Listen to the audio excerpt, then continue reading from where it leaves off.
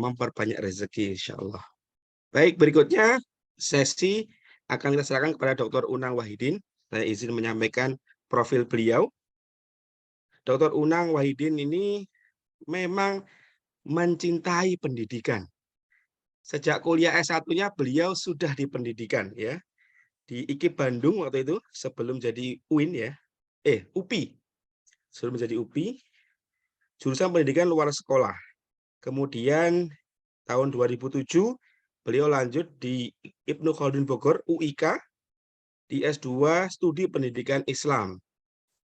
Kemudian lanjut S3 di kampus lamanya yaitu UPI. Udah jadi UPI sekarang ya. Jadi 2094 belum UPI, sekarang sudah menjadi UPI. S3 beliau di Studi Pendidikan Luar Sekolah. Jadi memang betul-betul mencintai pendidikan. Sebelum menjabat Ketua STAI Al-Hidayah Bogor, beliau memulai dari Kepala SDIT Al-Hidayah. Jadi di satu naungan yang sama ya. Tapi di SD, kemudian setelah selesai S2, beliau lanjut ke Kaprodi PAI, jurusan Tarbiyah di STAI Al-Hidayah. Kemudian 2015 beliau Kaprodi PAI, jurusan Tarbiyah juga, STAI Al-Hidayah. Dan 2019 hingga hari ini menjadi Ketua STAI Al-Hidayah Bogor. Gitu. Jadi asli Bandung ini ya, Ustaz. Seunang asli Bandung, tapi sudah menjadi warga Bogor sekarang. Alhamdulillah. Ini sama-sama Jawa Barat. Oke, beliau jabatannya sebagai lektor ya. Kemudian tulisannya ada banyak, ada Sinta, ada Google Scholar, nanti Bapak Ibu bisa Google ya. Keynote-nya Dr. Unang Wahidin. Baik. Ya, nanti berkenalan langsung dengan beliau. Tentunya ada banyak detail-detail yang belum disampaikan pada profil tadi, tapi saya menangkap Dr. Unang ini adalah dosen profesional yang sangat mencintai pendidikan. Terus jalurnya tekun di pendidikan. Oke, demikian. Maka Dr. Unang untuk menyampaikan, untuk menginspirasi kami pagi ini. Baik, terima kasih. Bismillahirrahmanirrahim. Assalamualaikum warahmatullahi wabarakatuh. Waalaikumsalam warahmatullahi wabarakatuh. Alhamdulillahirabbil alamin. Asyhadu an la ilaha illallah wahdahu la syarikalah wa asyhadu anna Muhammadan abduhu wa rasuluh. Allahumma shalli ala Muhammad wa ala ali Muhammad. Alhamdulillah kita bisa bertemu walaupun secara online di Zoom kita ini pada acara sharing ya berkaitan dengan pembelajaran. Halo, bisa didengar suara saya?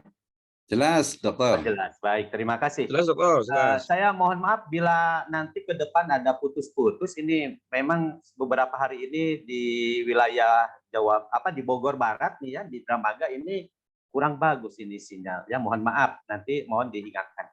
Baik, saya ucapkan banyak terima kasih kepada Dr. Abdullah Wisno yang telah mempertemukan saya dengan Bapak dan Ibu sekalian, para dosen profesional. Ya, saya sendiri tidak merasa menjadi dosen profesional, begitu ya, karena profesional itu kan bukan sebuah ujung atau tujuan, tapi adalah merupakan sebuah proses kalau menurut saya. Artinya harus terus kita bagaimana terus belajar agar keprofesionalan kita itu langgeng gitu, ada terus melekat pada diri kita. Jadi jangan sampai kita merasa jadi dosen profesional, apalagi dengan ditandai sertifikat dosen profesional begitu kan dari negara sebagai pengakuan, gitu kan. Tetapi adalah ditentukan dengan tentu jati diri kita dalam melaksanakan tugas-tugas kita dalam satu bidang, misalkan salah satunya adalah di bidang pendidikan. Yang saya hormati juga Pak Andi Irawan sebagai pembawa acara juga moderator. Alhamdulillah bisa bertemu bapak-bapak yang lain, Pak Agus Sarifudin, alhamdulillah se-home base. Beliau adalah senior saya dalam bidang pendidikan karena beliau juga adalah pembina dan pengawas sekolah di Jawa Barat ya. Juga ada bapak-bapak yang lain, ada Pak Edi yang biasa kami bertemu ya. Dan yang lainnya salam kenal Bapak dan Ibu sekalian ya.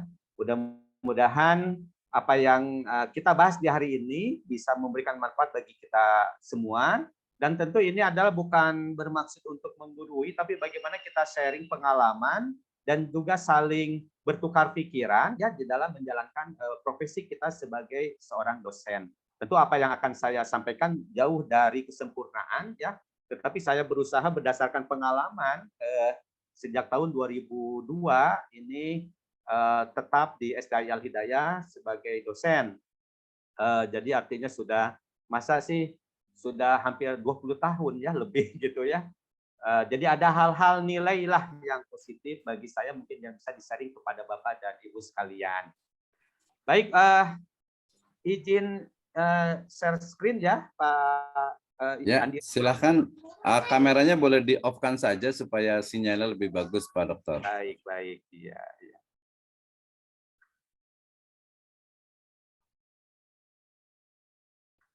Sudah nampak jelas? Sudah, jelas.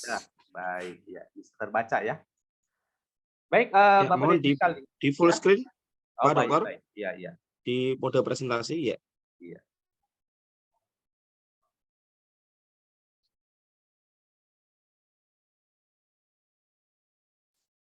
Iya, sudah terlihat jelas ya? Ya, sudah. Baik, terima kasih. Jadi pembahasan kita di pagi menjelang siang ini dari Pak Dr. Abdul Wisno, saya diminta untuk membahas tentang model-model pembelajaran di perguruan tinggi ya. Saya berusaha menyampaikan agar kita ada sharing pengalaman di sini ya. Bahwa telah terjadi perubahan paradigma atau kerangka berpikir di dalam pendidikan ini ya. Yang awalnya adalah pengetahuan ini dipandang sebagai sesuatu yang sudah jadi tinggal dipindahkan atau ditransfer gitu ya. Jadi ditransfer dari orang dewasa kepada peserta didik atau dari dosen kepada mahasiswa. Nah, ini sekarang itu terjadi perubahan paradigma bahwa pengetahuan itu adalah hasil konstruksi ya. Hasil konstruksi atau bentukan atau hasil transformasi seseorang yang belajar. Nah, ini perubahan paradigmanya sehingga saat ini di dalam proses pembelajaran baik di sekolah dasar dan menengah juga di perguruan tinggi tentu harus ada perubahan. Karena dalam hal ini kalau kita lihat pengetahuan itu adalah hasil konstruksi atau bentukan, maka dalam hal ini peserta didik kita, dalam hal ini mahasiswa kita ini harus berusaha untuk mengkonstruksi atau membentuk ya pengetahuan tersebut, bukan hanya yang didapatkan atau transfer dari dosen kepada mahasiswa. Yang kedua adalah belajar. Belajar itu pada awalnya adalah menerima pengetahuan, sehingga dalam hal ini di dalam proses pembelajaran peserta didik dalam hal ini di perguruan tinggi adalah mahasiswa ini pasif, ya, pasif dan reseptif. Jadi tidak merasa terlibat atau bahkan tidak dilibatkan di dalam proses pembelajaran. Nah, sekarang perubahan paradigmanya adalah bagaimana bahwa belajar ini adalah mencari dan mengkonstruksi atau membentuk ya pengetahuan aktif dan spesifik caranya. Nah, ini sebagai perubahan paradigma. Kalau kita lihat dari perubahan paradigma ini bahwa mahasiswa ini juga didorong ya mereka untuk membentuk pengetahuan tersebut bukan hanya menerima dari dosen dan juga adalah mahasiswa diaktifkan di dalam kegiatan pembentukan atau pencarian pengetahuan itu. Ini perubahan paradigmanya. Selanjutnya pergeseran juga, di sini juga saya sampaikan jadi bukan lagi bagaimana dosen mengajar dengan baik atau teacher center ya, tapi juga bagaimana mahasiswa bisa belajar dengan baik dan berkelanjutan atau student center learning ya dalam hal ini. Nah, ini mahasiswa dalam hal ini tentu juga harus didorong ya bagaimana mereka belajar karena di sini pusat ya belajarnya adalah pada siswa. Nah, tentang teacher center ini teaching transfer of knowledge, mentransfer ilmu pengetahuan dari dosen kepada mahasiswa menjadi adalah belajar. Di mana di sini bagaimana metode ya dan juga adalah pengetahuan itu bisa dibentuk dari pengalaman, ide, gagasan ya atau penemuan. Sehingga dalam hal ini di dalam proses pembelajaran berarti mahasiswa diaktifkan di dalam proses pembelajaran. Nah, kalau kita lihat teacher center learning di mana pembelajaran berpusat pada dosen, maka mahasiswa ini pasif, hanya menerima ya. Saya gambarkan dalam gambar kartun seperti itu ya. Sehingga dalam hal ini mahasiswa ini pasif ya. Sehingga mahasiswa pasif reseptif, tidak bentuk tadi ya, inquiry atau discovery, menemukan ilmu pengetahuan, tetapi sebatas apa yang diberikan oleh dosen seperti itu. Nah ini sekarang saat ini tidak seperti ini ya, sehingga di sini adalah proses seperti ini sering dikatakan dengan pengajaran. Jadi kalau pengajaran itu satu arah ya, dari sumber belajar dalam hal ini dosen kepada mahasiswa ya. Nah, saat ini istilah pengajaran ini sudah mulai ditinggalkan. Dalam istilah ini ya secara nomenklatur sebagaimana kata objek belajar atau objek didik. Saat ini sudah ditinggalkan, tapi siswa adalah subjek didik, gitu kan? Subjek yang belajar. Dosen adalah subjek yang mengajar. Nah, sehingga kedua-duanya ada kerjasama edukatif, sehingga disebut dengan pembelajaran. Jadi dalam hal ini ya istilah pengajaran ini sudah mulai ditinggal dan mulai digantikan dengan istilah pembelajaran. Karena kedua belah pihak antara dosen dengan mahasiswa dua-duanya adalah subjek ya. Nah, jangan lagi seperti apa yang saya sampaikan ya, teacher centered learning. Pembelajaran hanya berpusat pada guru atau pada dosen ya. Sehingga dalam hal ini, kalau kita lihat pembelajaran yang berpusat pada guru, ya paradigma lama sekarang adalah berpindah kepada pembelajaran yang berpusat pada siswa atau mahasiswa atau student center learning. Kemudian kalau kita melihat Undang-Undang Sistem Pendidikan Nasional Nomor 20 Tahun 2003, ya, di mana di sana ada lingkungan belajar, ya, ada sumber belajar. Sumber belajar ini tentu banyak, bisa dosen, bisa juga sumber belajar yang lain. Karena saat ini kita sebagai dosen hanya salah satu sumber belajar. Mengapa demikian? Karena selain dosen, ada banyak sekali sumber belajar yang lainnya. Buku ada sumber belajar, ya. Internet sumber belajar, pengalaman sumber belajar, masyarakat sumber belajar. Jadi dosen saat ini hanya merupakan salah satu sumber belajar. Maka sering ada yang mengatakan kalau dosen atau guru itu mengajar itu mentransfer ilmu pengetahuan, maka pada dasarnya dosen itu atau guru itu bisa dikalahkan oleh Om Google. Apapun yang dibutuhkan itu bisa dicari oleh dan ditanya kepada Om Google. Nah, sehingga dalam hal ini sumber belajar itu banyak. Tinggal masalahnya kita sebagai dosen bagaimana memberdayakan, menggunakan berbagai sumber belajar selain diri kita, begitu ya. Jadi sehingga di dalam proses pembelajaran itu kita menggunakan sumber belajar yang lain. Apakah berupa media yang berfungsi sebagai sumber belajar, atau misalkan model, atau misalkan dosen tamu, atau misalkan alam raya atau lingkungan. Itu banyak sekali sebagai sumber belajar. Atau masyarakat, sehingga di dalam pembahasan media pembelajaran yang berfungsi sebagai sumber belajar, begitu banyak hal yang bisa kita berdayakan untuk memperkaya proses pembelajaran kita. Ada pendidik jelas. Nah, kalau pendidik, tentu Om Google tidak bisa melakukan. Karena pendidik ini, kita sebagai pendidik, ya, di mana berperan dalam membentuk dan menanamkan karakter, kepribadian, adab, akhlak, itu tidak bisa dilakukan oleh Om Google, tapi oleh kita sendiri. Maka disinilah peran kita sebagai dosen, sebagai pendidik, ya ini bisa diperbesar, ya, karena tadi di dalam proses pembelajaran ada sumber belajar yang lain seperti itu. Kemudian ada peserta didik, mahasiswa atau siswa ini ya sebagai peserta didik kita.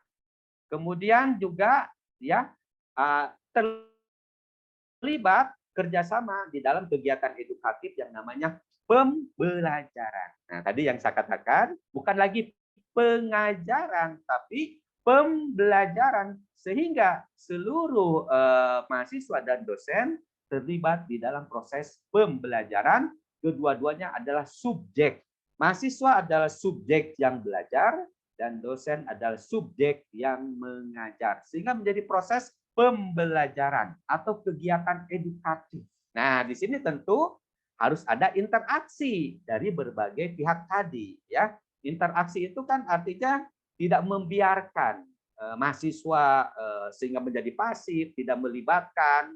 Yang namanya interaksi itu kan saling pengaruh mempengaruhi antara satu pihak dengan pihak yang lain, misalkan. Ada interaksi dalam proses pembelajaran. Nah, ini sebagai pembuka bahwa di dalam kegiatan proses belajar mengajar di sini paradigmanya telah beralih atau bergeser ya dalam kegiatan proses pembelajaran kita. Mohon maaf, masih bisa terdengar suara saya? Jelas, Dokter. Jelas ya, baik. Terima kasih. Nah, Dokter, sesuai dengan lanjut. apa yang diminta oleh panitia, di sini kita melihat ada beberapa nomenklatur atau istilah di dalam kegiatan pembelajaran. Ya, ada di sana model pembelajaran, pendekatan pembelajaran, strategi pembelajaran, metode pembelajaran, teknik dan taktik pembelajaran. Nah, ini seringkali kita bingung membedakannya. Apakah sama? Tidak. Dan bagaimana batas-batasnya seperti itu? Ya, baik, akan saya sampaikan secara sekilas ya satuan per satuan ini. Yang pertama adalah pendekatan pembelajaran. Ya, nah pendekatan pembelajaran ini diartikan sebagai titik tolak atau sudut pandang kita sebagai dosen terhadap proses pembelajaran. Ya, yang merujuk pada pandangan tentang terjadinya suatu proses yang sifatnya masih umum dalam mewadahi, menginspirasi dan menguatkan, ya, dan melatari metode pembelajaran dengan cakupan teoritis tertentu. Nah, ini pendekatan pembelajaran. Nah, kalau kita lihat secara teori, pendekatan pembelajaran itu ada dua, tadi sudah saya singgung di awal, yaitu adalah pendekatan pembelajaran yang berorientasi atau berpusat pada siswa, ya, atau student center approach, dan juga adalah pendekatan pembelajaran yang berorientasi atau berpusat pada dosen atau pada guru. Nah, ini adalah pendekatan pembelajaran. Kemudian ini diturunkan kepada strategi pembelajaran. Apa itu strategi pembelajaran? Dalam pengertian sempit, strategi pembelajaran ini adalah merupakan metode, ya, metode pembelajaran secara sempit, ya.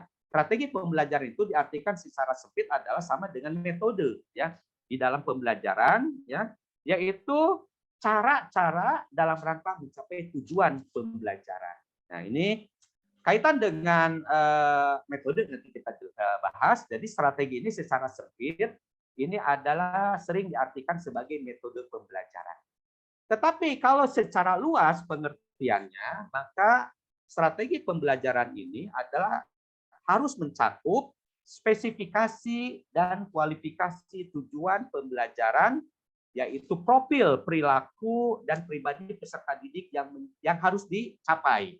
Ya, maka cakupan di dalam strategi itu ada spesifikasi dan kualifikasi tujuan pembelajaran. Nah, sehingga kalau kita lihat di dalam penyusunan RPS itu ada jelas, ya, tujuan pembelajaran itu untuk apa, mencakup ranah apa, begitu kan, seperti itu.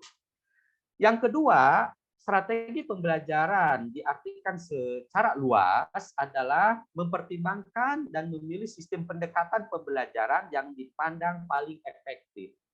Jadi pendekatannya apalah, yang berpusat kepada siswa pembelajarannya atau berpusat pada dosen, ya, dalam proses pembelajaran. Yang ketiga, pengertian strategi pembelajaran ini harus mencakup mempertimbangkan dan menetapkan langkah-langkah atau prosedur, ya, langkah-langkah pembelajaran mulai dari tahap pendahuluan, ya. Jadi kita kan sudah biasa kalau mau menyampaikan proses pembelajaran itu, kita melangsungkan proses pembelajaran, ada tahapan-tahapannya, ada tahapan pendahuluan, ya. Dosen masuk kelas itu harus seperti apa, gitu kan? Sebagai dosen Muslim, mengucapkan assalamualaikum, menyapa mahasiswa apa kabar, ya. Kemudian melihat apakah situasi dan kondisi di kelas kondusif tidak untuk dilangsungkan proses pembelajaran, masalah tempat duduknya rapi atau tidak, ada sampah atau tidak, gitu kan? Ini adalah kaitan dengan langkah-langkahnya, ya. kemudian mengabsen, biasanya kan mendata kehadiran mahasiswa, ya. Kita sebagai dosen yang beragama Islam tentu memulai proses pembelajaran itu dengan memuji Allah Subhanahu wa taala, ya, dan juga ada memuji Rasulullah Shallallahu alaihi wasallam, seperti itu. Ini dosen muslim lah, seperti itu, ya. Jadi kita sebagai dosen ujuk-ujuk masuk ke kelas tidak usah langsung begitu terburu-buru menjelaskan materi.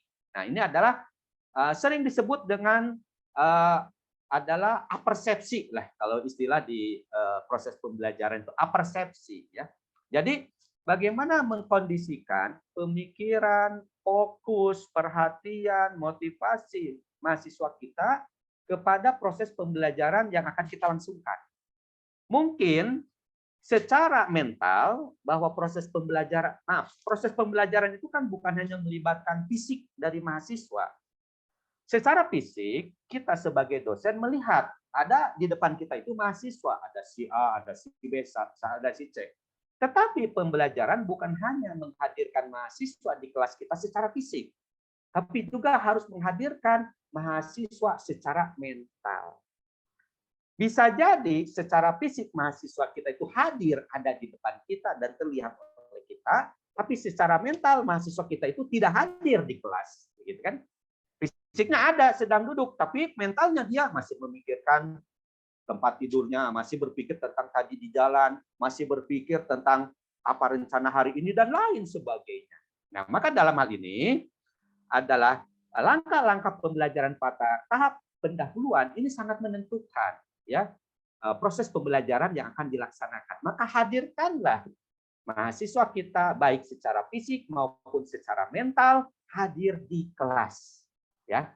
Itulah. Nah, kemudian misalkan tahap kedua adalah tahap inti, yaitu menyampaikan tujuan pembelajaran yang akan dicapai pada hari itu, materinya, ya. Kemudian kita sampaikan materinya tentu di dalamnya menggunakan metode pembelajaran, media pembelajaran, evaluasi, komunikasi pembelajaran yang yang komunikatif dan saling memahami, seperti itu, ya.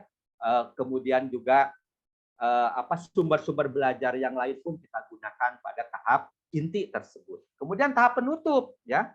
Dalam langkah-langkah pembelajaran ini, ya, ada kesimpulan mahasiswa yang menyimpulkan, diperkuat dengan kesimpulan dari dosen, memberikan waktu untuk pertanyaan bila ada yang belum dipahami, menyampaikan materi pokok bahasan yang akan dibahas di pertemuan yang akan datang, kemudian ditutup acara perkuliahan itu dengan doa akhir majelis karena kita sebagai dosen muslim kemudian mengucapkan salam dan meninggalkan kelas. Nah, itu adalah pengertian strategi pembelajaran secara luas, yaitu mempertimbangkan dan menetapkan langkah-langkah atau prosedur atau metode dan teknik pembelajaran.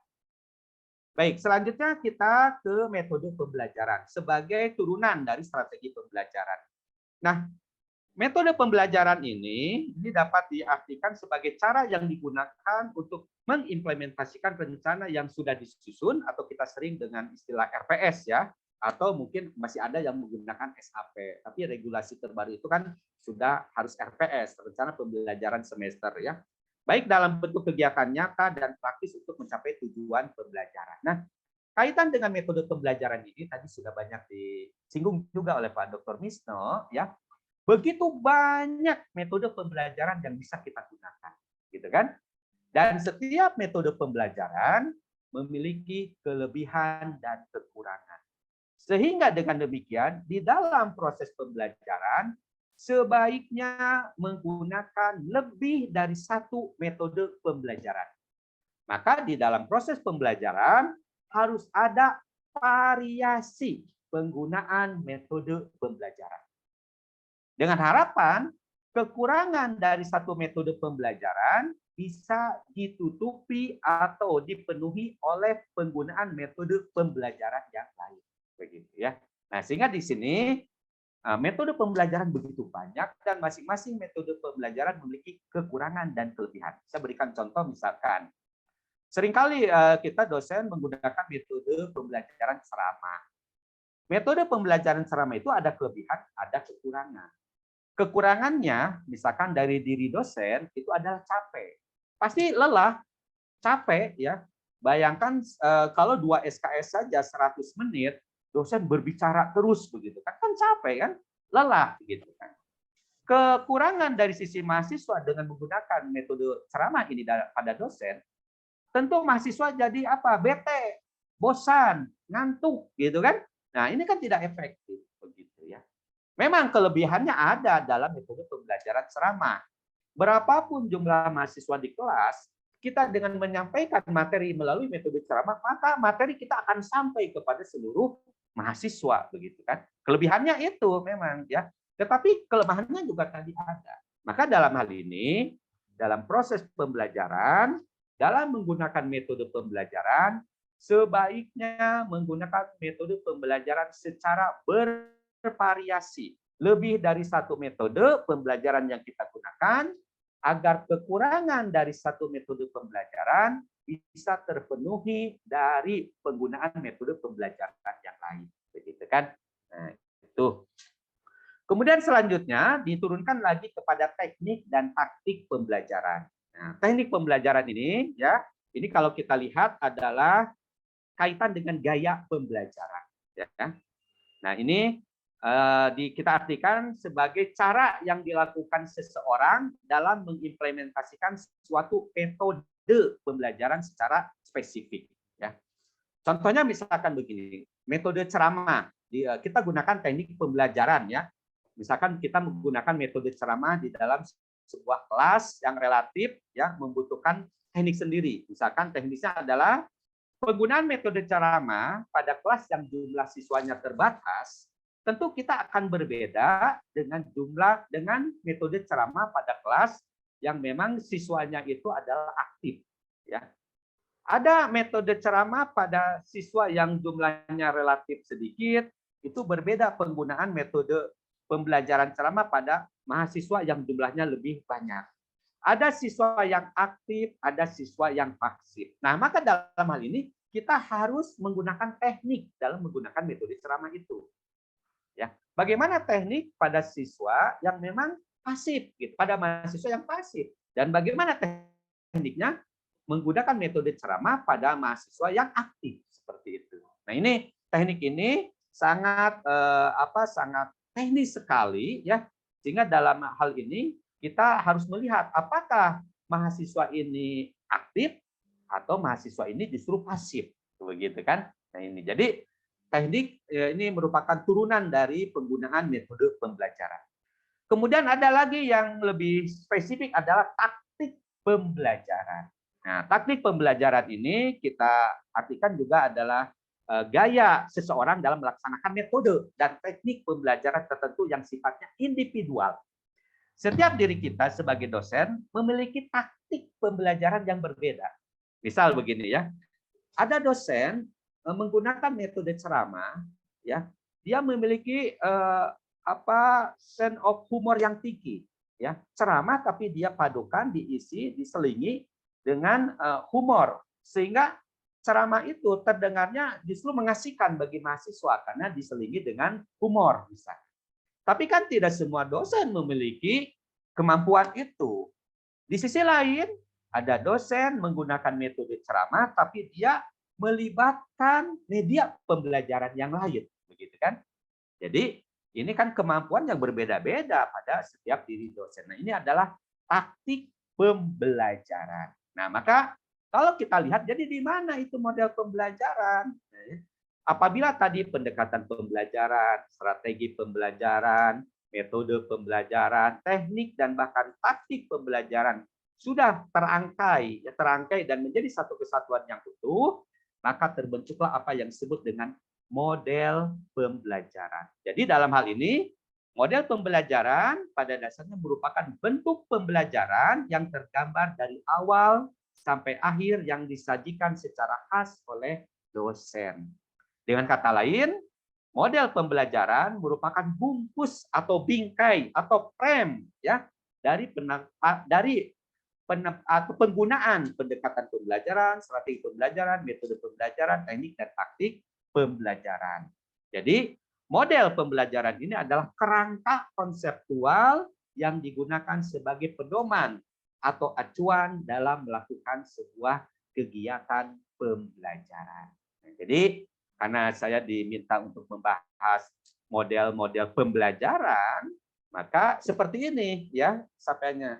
Sehingga kalau kita lihat model pembelajaran ini mencakup di dalamnya pendekatan pembelajaran, strategi pembelajaran, metode pembelajaran, teknik dan taktik pembelajaran. Ya, seperti itu. Nah, baik kita lanjut dari hal ini.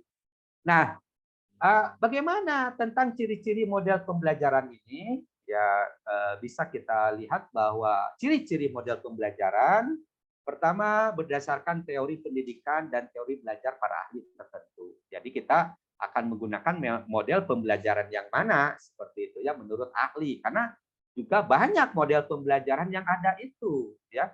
Nah, ini pun harus kita kuasai model pembelajaran yang mana begitu kan. Mempunyai tujuan pendidikan tertentu gitu kan. Secara teori memang penggunaan model pembelajaran ini tentu adalah untuk mencapai tujuan pendidikan tertentu ya. Dapat dijadikan pedoman untuk perbaikan kegiatan belajar mengajar ya, memiliki dampak sebagai akibat terapan model pembelajaran dan membuat persiapan mengajar atau desain instruksional dengan pedoman model pembelajaran yang dipilih. Nah, sehingga kita ketika kita diamanai membahas sebuah mata kuliah ya, maka di sana kita kan sudah mendesain, harus segera mendesain pembelajaran ya, yang disebut dengan RPS, rencana pelaksanaan pembelajaran untuk satu semester kan seperti itu. Kemudian kita memilih model pembelajaran mana yang akan dipilih, pendekatannya ya, metode strateginya, metode dan lain sebagainya, serta juga referensi-referensi yang akan kita gunakan. Ini adalah ciri-ciri dari model pembelajaran. Selanjutnya adalah dasar pertimbangan pemilihan model pembelajaran. Pertimbangan terhadap tujuan yang hendak dicapai itu kan akan menentukan model pembelajaran mana yang akan digunakan. Ya. Kemudian pertimbangan yang berhubungan dengan materi pembelajaran, materinya. Ya. Mana yang kira-kira materi ini efektif bisa digunakan dengan salah satu dari model pembelajaran.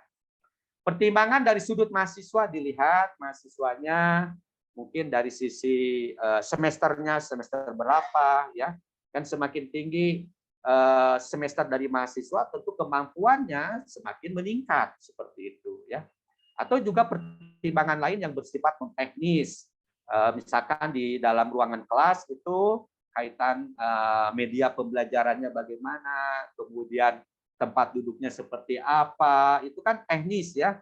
Kemudian juga kaitan dengan jumlah mahasiswanya, kemudian juga usia mahasiswanya, ya itu adalah pertimbangan-pertimbangan lain yang bersifat non teknis ya. Atau juga misalkan waktunya dan lain sebagainya. Nah, saya diminta oleh Dr. Misno untuk membahas ya 5 model pembelajaran.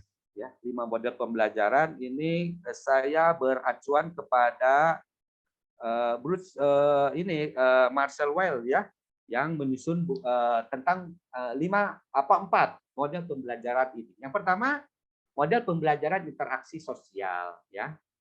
Ini didasari oleh teori belajar Gestalt yang menitikberatkan hubungan yang harmonis antara individu dengan masyarakat ya. Jadi dalam hal ini strategi yang bisa digunakannya kerja kelompok, pertemuan kelas, pemecahan masalah sosial, bermain peran, simulasi sosial.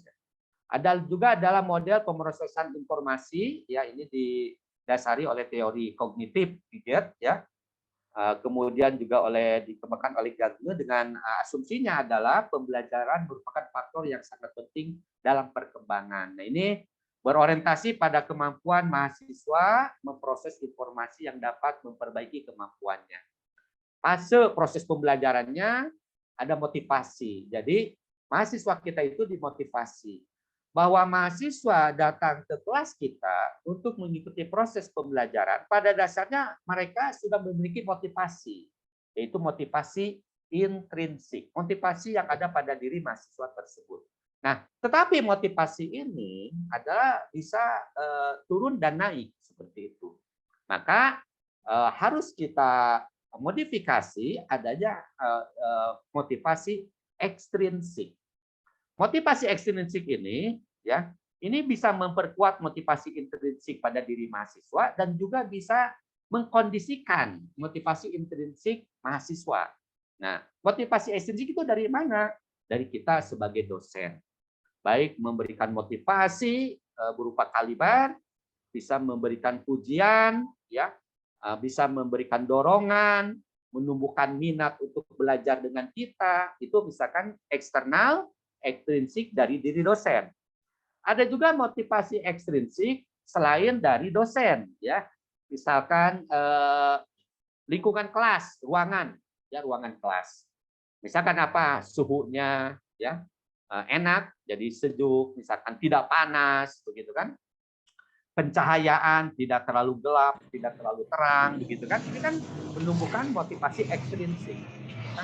Kemudian di dalam proses pembelajaran terjadi komunikasi yang komunikatif, ya, antara dosen dengan mahasiswa, antara mahasiswa dengan mahasiswa, antara mahasiswa dengan dosen. Seperti ini kan jadi motivasi. Bisa jadi motivasi intrinsik turun, tapi diperkuat oleh motivasi ekstrinsik. Tadi ya, bisa dari dosen, bisa dari lingkungan kelas, seperti itu. Ya.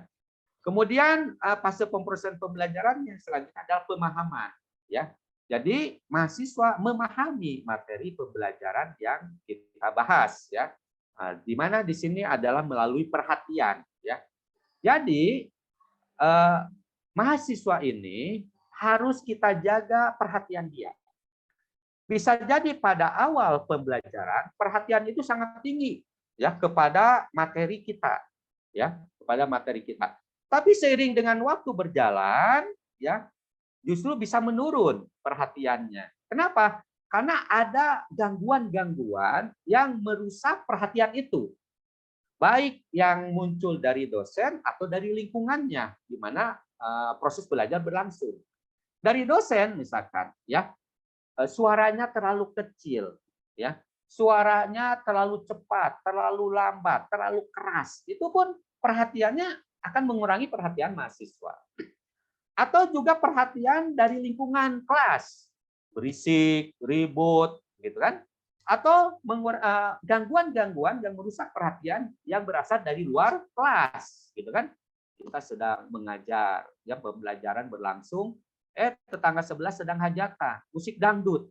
Nah, ini kan perhatian akan terganggu, begitu kan? Ya. Atau misalkan karena kampusnya dekat TPA, tempat pembuangan sampah di akhir, bau sampah, misalnya, ya. Atau kampusnya di pinggir jalan, begitu banyak suara yang mengganggu, suara klakson, tukang es, tukang cendol, lain sebagainya. Ini perhatian mahasiswa akan terganggu. Nah, maka dalam hal ini kita sebagai dosen harus menjaga perhatian mahasiswa terhadap proses pembelajaran. Maka tadi, ya, metode pembelajarannya bervariasi, salah satunya, ya. Pemerolehan, proses penyimpanan informasi dalam memori. Jadi mahasiswa kita bisa menyimpan informasi, ilmu, pengetahuan yang dibahas tersebut. Baik yang disampaikan oleh dosen sebagai salah satu sumber belajar atau dari sumber belajar yang lain. Ya. Penahanan, yaitu proses mengingat jangka panjang. Gitu kan? Jadi materi itu, ilmu pengetahuan itu disimpan dalam memori mahasiswa, tersimpan, dan mampu diingat dalam jangka waktu panjang. Kadang sering ada yang mengatakan bahwa pembelajaran itu sistem banking. Sistem banking itu begini, ya, sistem bank gitu. Banking system. Kalau kita menabung ke bank, tabungan pertama kita ingat 1 juta. Kemudian kita menyetor lagi tabungan yang kedua 500.000. Kemudian kita menyetor lagi di lain waktu 5 juta. Kita menyetor lagi di waktu yang lain 2.500.000. Maka yang akan kita ingat adalah setoran kita yang terakhir, begitu kan? Setoran kita yang pertama pasti lupa, setoran kita yang kedua pasti lupa, begitu. Begitupun di dalam proses pembelajaran, mahasiswa kita ya hanya biasanya mengingat materi pembelajaran yang di akhir. Misal begini, dalam satu sesi kuliah itu 1 hari misalkan ada 3 mata kuliah, ya. Ketika mata kuliah pertama dia menguasai, mengingat itu materi, gitu kan. Kemudian beralih ke mata kuliah kedua, maka materi kuliah yang pertama kali itu sudah mulai tidak diingat, gitu kan. Kemudian materi mata kuliah ketiga, maka yang paling diingat itu oleh mahasiswa, oleh kita, gitu kan, adalah materi yang akhir tadi. Maka ini sering terjadi adalah di mana terjadi sistem pengingatan sistem banking system seperti itu. Nah, bagaimana agar ya materi pembelajaran kita itu bisa diingat dalam jangka panjang oleh mahasiswa tentang materi-materi mata kuliah tersebut. Itu tentu dengan bisa menggunakan, mensiasatinya adalah menggunakan variasi media pembelajaran. Kalau variasi media pembelajaran itu ya baik yang bersifat visual, audio atau audio visual atau proyeksi atau juga dipadukan dengan metode pembelajaran ya sampai kepada simulasi atau model demonstrasi, itu adalah berbagai hal yang bisa kita lakukan agar materi mata kuliah kita itu bisa diingat oleh mahasiswa dalam jangka panjang. Ya, kita lanjutkan. Ingatan kembali. Dan dalam hal ini mahasiswa dituntut mengeluarkan kembali informasi yang telah disimpan bila ada rangsangan. Misalkan tadi ya ada ada kuis, ada UTS, ada UAS, atau kita dalam komunikasi pembelajaran mengevaluasi materi pembelajaran yang sudah dilaksanakan. Itu kan mahasiswa berusaha mengingat kembali materi itu dengan adanya respon. Pertanyaan kita dari dosen adalah berupa sebuah rangsangan atau stimulus. Maka mahasiswa memberikan respon atau jawaban. Nah, ini mahasiswa ada proses mengeluarkan kembali informasi, ilmu pengetahuan yang sudah disimpan itu. Generalisasi menggunakan hasil pembelajaran untuk kepentingan tertentu. Artinya bersifat aplikatif, ya bisa digunakan dalam kehidupan mahasiswa. Perlakuan, ya perubahan perilaku sebagai hasil pembelajaran. Nah, perubahan perilaku ini bukan hanya dalam arti sempit tingkah lakunya, tapi bagaimana pada ranah sikap spiritualnya, sikap sosialnya, pengetahuannya, dan keterampilannya. Bukan hanya pada kognitif, afektif, psikomotorik, ya. Karena pada kognitif itu pengetahuan, afektif, perasaan dan sebagainya, dan psikomotorik. Tapi dalam hal kita terutama di seorang muslim, ini hasil pembelajaran itu harus mencakup adalah kepada kompetensi inti sikap spiritual. Setelah berlangsung proses pembelajaran, harusnya keimanan kepada Tuhan Yang Maha Esa, kepada Allah SWT itu semakin naik, semakin tinggi. Sikap sosialnya kepada sesama mahasiswa atau juga kepada masyarakat secara luas, pengetahuannya bertambah, gitu kan, semakin paham, semakin luas, semakin banyak, dan keterampilannya artinya mampu melakukannya, ya, mempraktekannya. Kemudian umpan balik, ya, ini mahasiswa memperoleh feedback dari perilaku yang telah dilakukannya. Ya tadi misalkan feedbacknya apa, ya, salah satunya adalah hasil belajar, misalkan dari apa yang sudah dia dapatkan. Feedback kita memberikan nilai, misalnya seperti itu, lulus atau tidak lulus, ini kan umpan balik. Kemudian yang terakhir mencakup strategi pembelajaran. Ada mengajar induktif, ya, dan untuk mengembangkan kemampuan berpikir dan membentuk teori, ya. Kemudian juga ada latihan atau inquiry, ya, yaitu mencari dan menemukan informasi yang diperlukan, inquiry keilmuan untuk mengajarkan sistem penelitian dalam disiplin ilmu dan mendapatkan pengalaman dalam disiplin ilmu yang lain, dan pembentukan konsep untuk mengembangkan kemampuan berpikir induktif, mengembangkan konsep dan kemampuan analisis. Kemudian karena saya diminta 5, ini yang keempat, ya, model pembelajaran personal. Ini bertitik tolak dari teori humanistik, ya, di mana berorientasi terhadap pengembangan individu. Perhatian utamanya pada emosional mahasiswa untuk mengembangkan hubungan yang produktif dengan lingkungannya. Dosen harus berupaya menciptakan kondisi kelas yang kondusif agar mahasiswa merasa bebas dalam mengembangkan dirinya, baik emosional maupun intelektual. Dosen berperan sebagai motivator dalam model personal ini, ya, meliputi strategi pembelajaran yang bisa kita gunakan, pembelajaran non direktif, ya, untuk membentuk kemampuan dan perkembangan pribadi. Jadi non direktif itu bagaimana mahasiswa mengerjakan dan dosen senang, gitu kan. Jadi tidak seperti itu, ya. mahasiswa mengerjakan tugas sesuatu dan dosen merasa senang gitu kan dengan pengerjaan itu. Tidak seperti itu ya. Non direktif. Kemudian latihan kesadaran untuk meningkatkan kemampuan interpersonal dan kepedulian mahasiswa, sintetik untuk mengembangkan kreativitas pribadi mahasiswa dan memecahkan masalah secara kreatif, kemudian sistem konseptual untuk meningkatkan kompleksitas dasar pribadi mahasiswa yang luas ya. Kemudian model modifikasi tingkah laku, ya ini bertitik tolak dari teori belajar behavioristik ya, yang bertujuan mengembangkan sistem yang efisien untuk menurunkan tugas-tugas belajar, menekankan pada hasil perubahan perilaku psikologis dan perilaku yang tidak dapat diamati.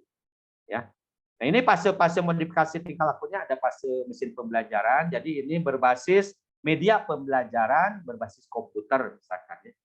Jadi komputer di sini bisa digunakan sebagai alat bantu belajar.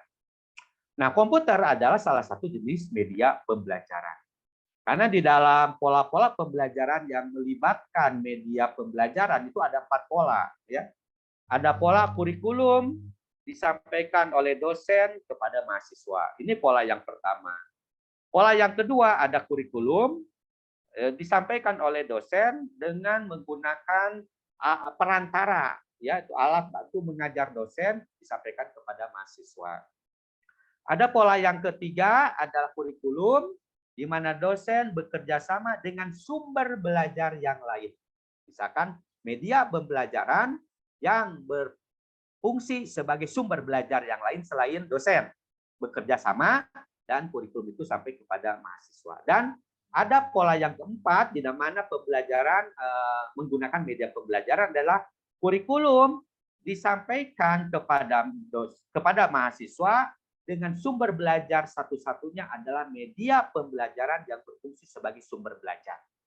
Jadi sering kita pahami kan bahwa kalau tidak ada dosen, sebenarnya mahasiswa masih bisa belajar, yaitu dengan sumber belajar yang lain. Apakah perpustakaan, buku, komputer, internet, laboratorium, itu kan sumber belajar. Tapi tidak mungkin terjadi proses pembelajaran kalau tidak ada mahasiswa. Tidak mungkin dosen menyampaikan materi di ruangan kosong tanpa mahasiswa. Jadi kalau tidak ada dosen, sebenarnya mahasiswa masih bisa belajar dengan menggunakan sumber belajar yang lain. Tapi kalau tidak ada mahasiswa, tentu pembelajaran tidak akan berlangsung. Dan saya rasa tidak mungkin kita sebagai dosen berbicara sendirian di kelas, begitu kan? Rasanya ada sesuatu yang tidak normal seperti itu ya. Jadi mahasiswa adalah substansi apakah pembelajaran itu bisa berlangsung atau tidak ya. Keberadaan mahasiswa itu bisa menentukan proses pembelajaran bisa berlangsung atau tidak. Selanjutnya penggunaan media, maka dalam model ini ya banyak menggunakan media ya, pembelajaran yang berprogram, ya, paket misalkan ada hadiah dan hukuman, nah, kemudian kegiatan dalam proses pembelajaran yang mendorong mahasiswa untuk lebih giat belajar lagi dan lain sebagainya.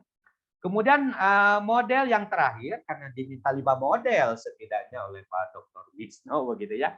Masih terdengar ya Pak Dokter suara saya? Ya, jelas, clear. Jelas. Nah, model pakem ini ya ini berasal dari pembelajaran yang harus berpusat pada peserta didik atau student centered learning dan pembelajaran yang harus menyenangkan, learning is fun ya. Jadi ini dasarnya ini ya model pembelajaran pakem ya. Penerjemahan dari 4 pilar pendidikan yang dicanangkan oleh UNESCO. Pakem ini ada learning to know, learning to do, learning to be, dan learning to live together. Ya, ini adalah model pakem dan ini banyak digunakan oleh kita ya seperti itu. Kemudian model pembelajaran pakem ini adalah pembelajaran partisipatif, di mana di sini pembelajaran melibatkan mahasiswa dalam kegiatan pembelajaran secara optimal.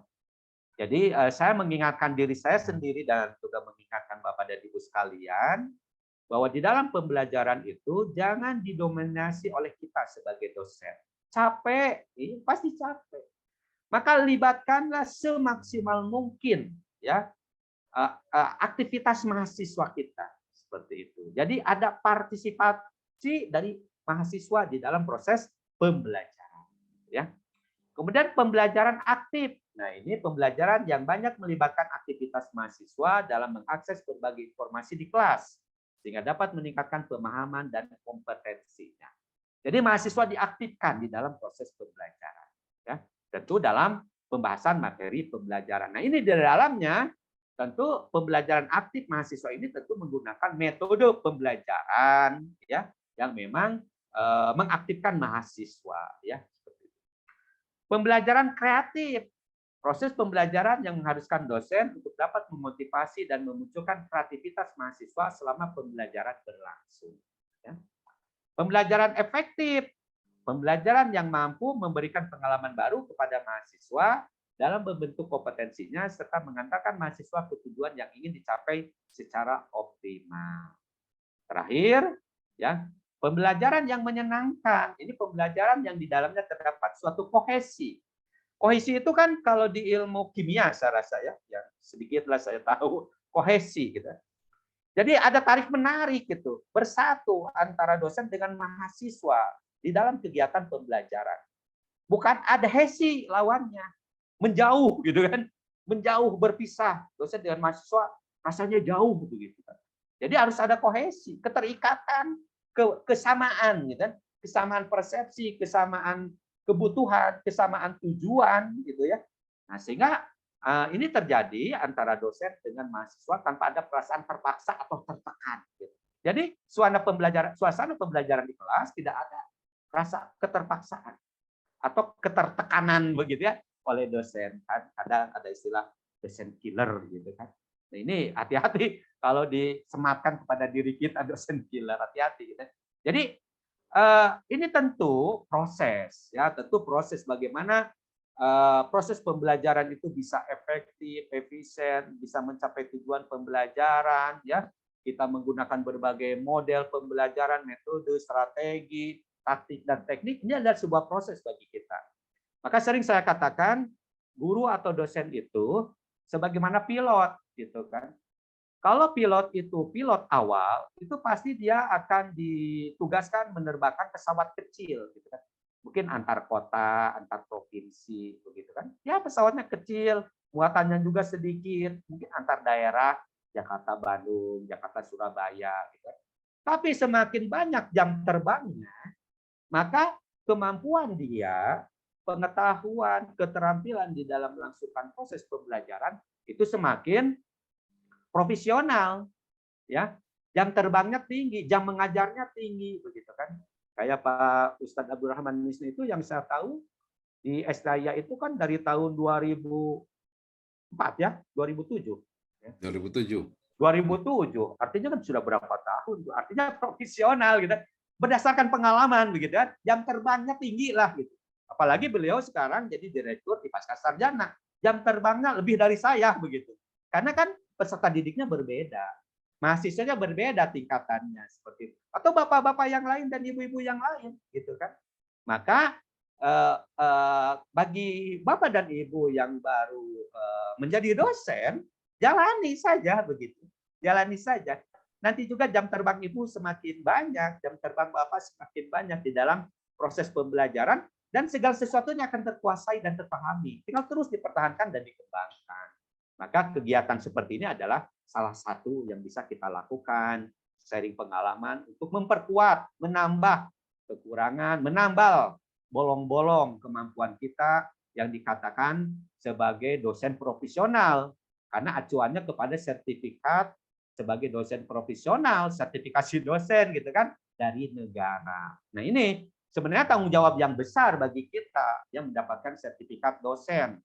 Bahkan teman-teman yang belum mendapatkan sertifikat kan berburu-buru gitu kan, kapan saya dapat sertifikat gitu kan.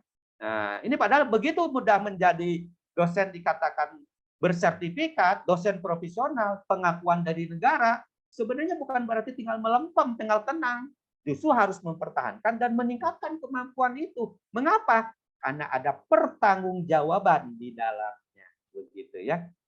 Mentang-mentang sudah dapat sertifikat, sudah dapat tunjangan kesejahteraan, tenang gitu. Tidak, harus kita terus tingkatkan kemampuan kita di dalam mengantarkan mahasiswa-mahasiswa kita mencapai tujuan, ya. Tujuan mereka secara individu, tujuan masyarakat dan tujuan negara kita untuk lebih baik di masa yang akan datang. Demikian yang bisa saya sampaikan. Saya yakin banyak kekurangannya, saya mohon maaf ya. Maka kita dalam acara ini kita saling memberikan bertukar pikiran lah ya.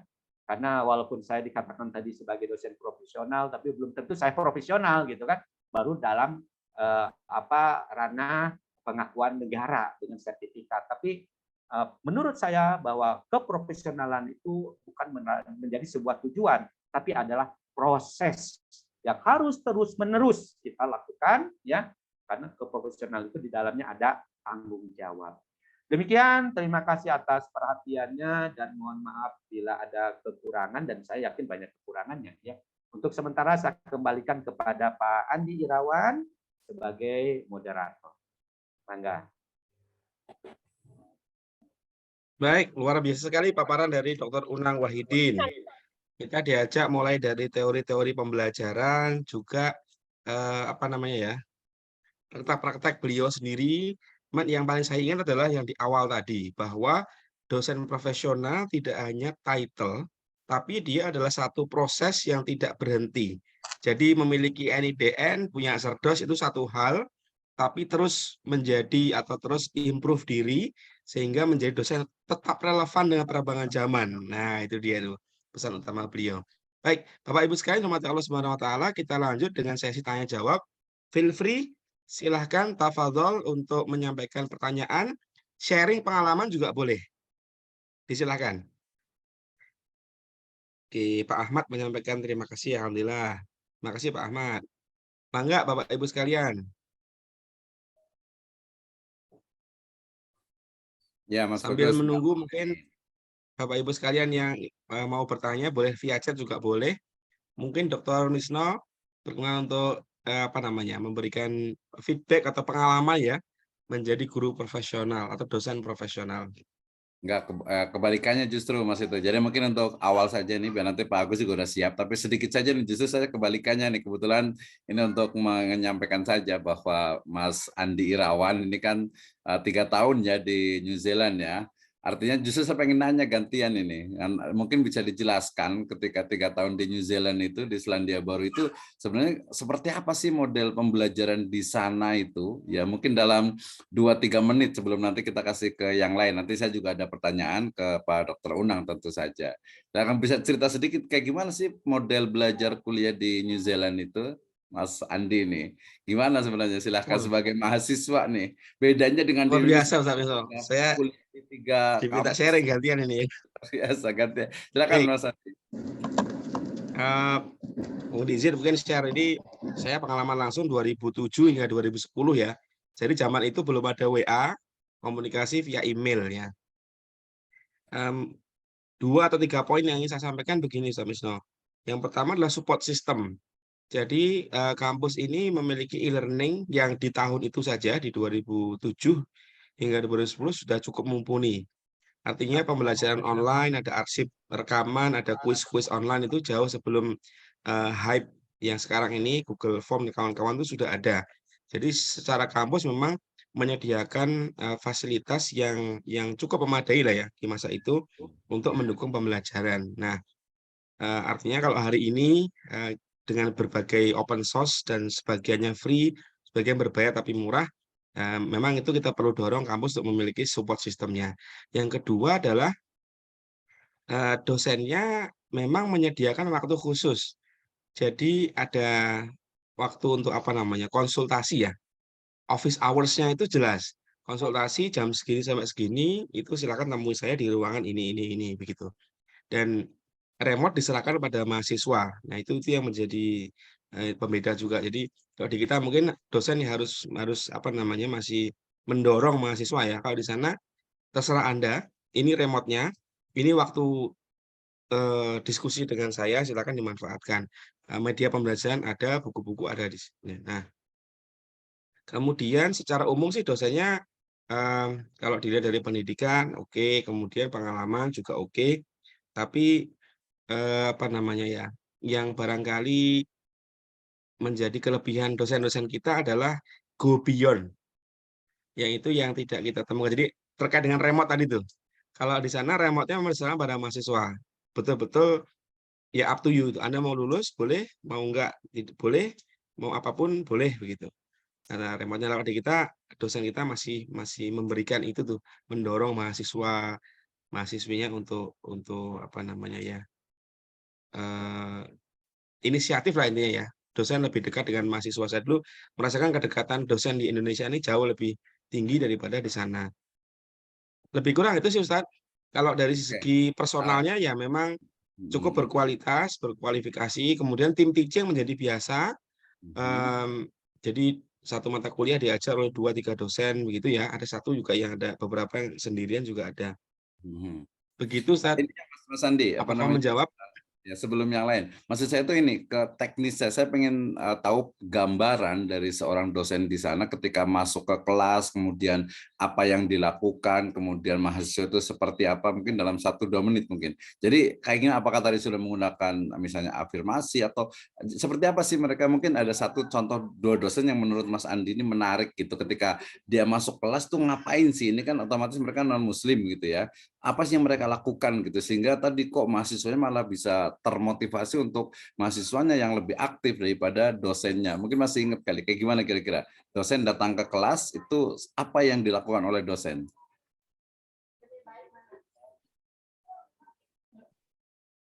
Oh ya Ustadz ya, ini pengalaman lama mungkin ya. Iya betul. Barangkali akurasinya sudah tidak begitu baik, tapi lebih kurang, eee, justru malah ndak ada basa-basi Ustadz, Hmm. to the point.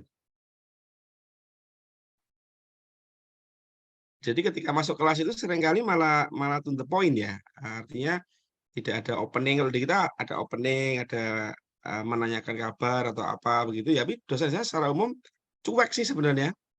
Hmm.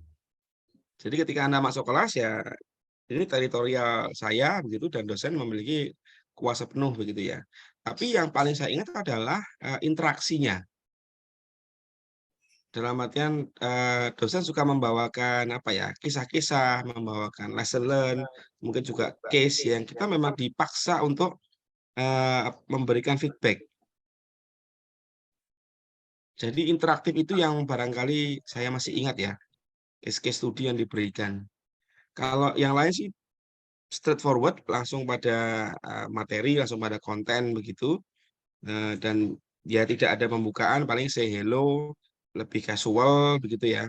Mmm, ya mungkin casual itu yang menjadi salah satu value, artinya membangun kedekatan tidak hanya berdasarkan, saya dosen, Anda mahasiswa, tapi yes, di kelas kita merupakan dosen mahasiswa, ada ilmu di tengah-tengah kita, tapi beyond itu, eee, mahasiswa diposisikan sebagai friend begitu, sebagai teman. Jadi dosen itu approachable, mudah untuk ditemui, jelas di mana, itu sih Oke, terima kasih. Kayaknya ke depan mau jadi pemateri Mas Andi kayaknya nih gitu ya. Tadi betul, tadi ada new cases, kemudian lesson learn, kemudian juga tadi casual gitu ya. Kadang kita juga terjebak nih kepada Muslim itu seolah itu kesannya itu kita tuh harus berwibawa, kita kesannya itu harus pakaiannya harus ini. Padahal ya itu perlu penting ya karena itu bagian dari adab. Tapi tidak juga kemudian tadi memang jadi seolah itu saya dosen, kemudian Anda mahasiswa. Jadi jauh, belum lagi tadi kayak diktator tadi saya sebut gitu. Oke,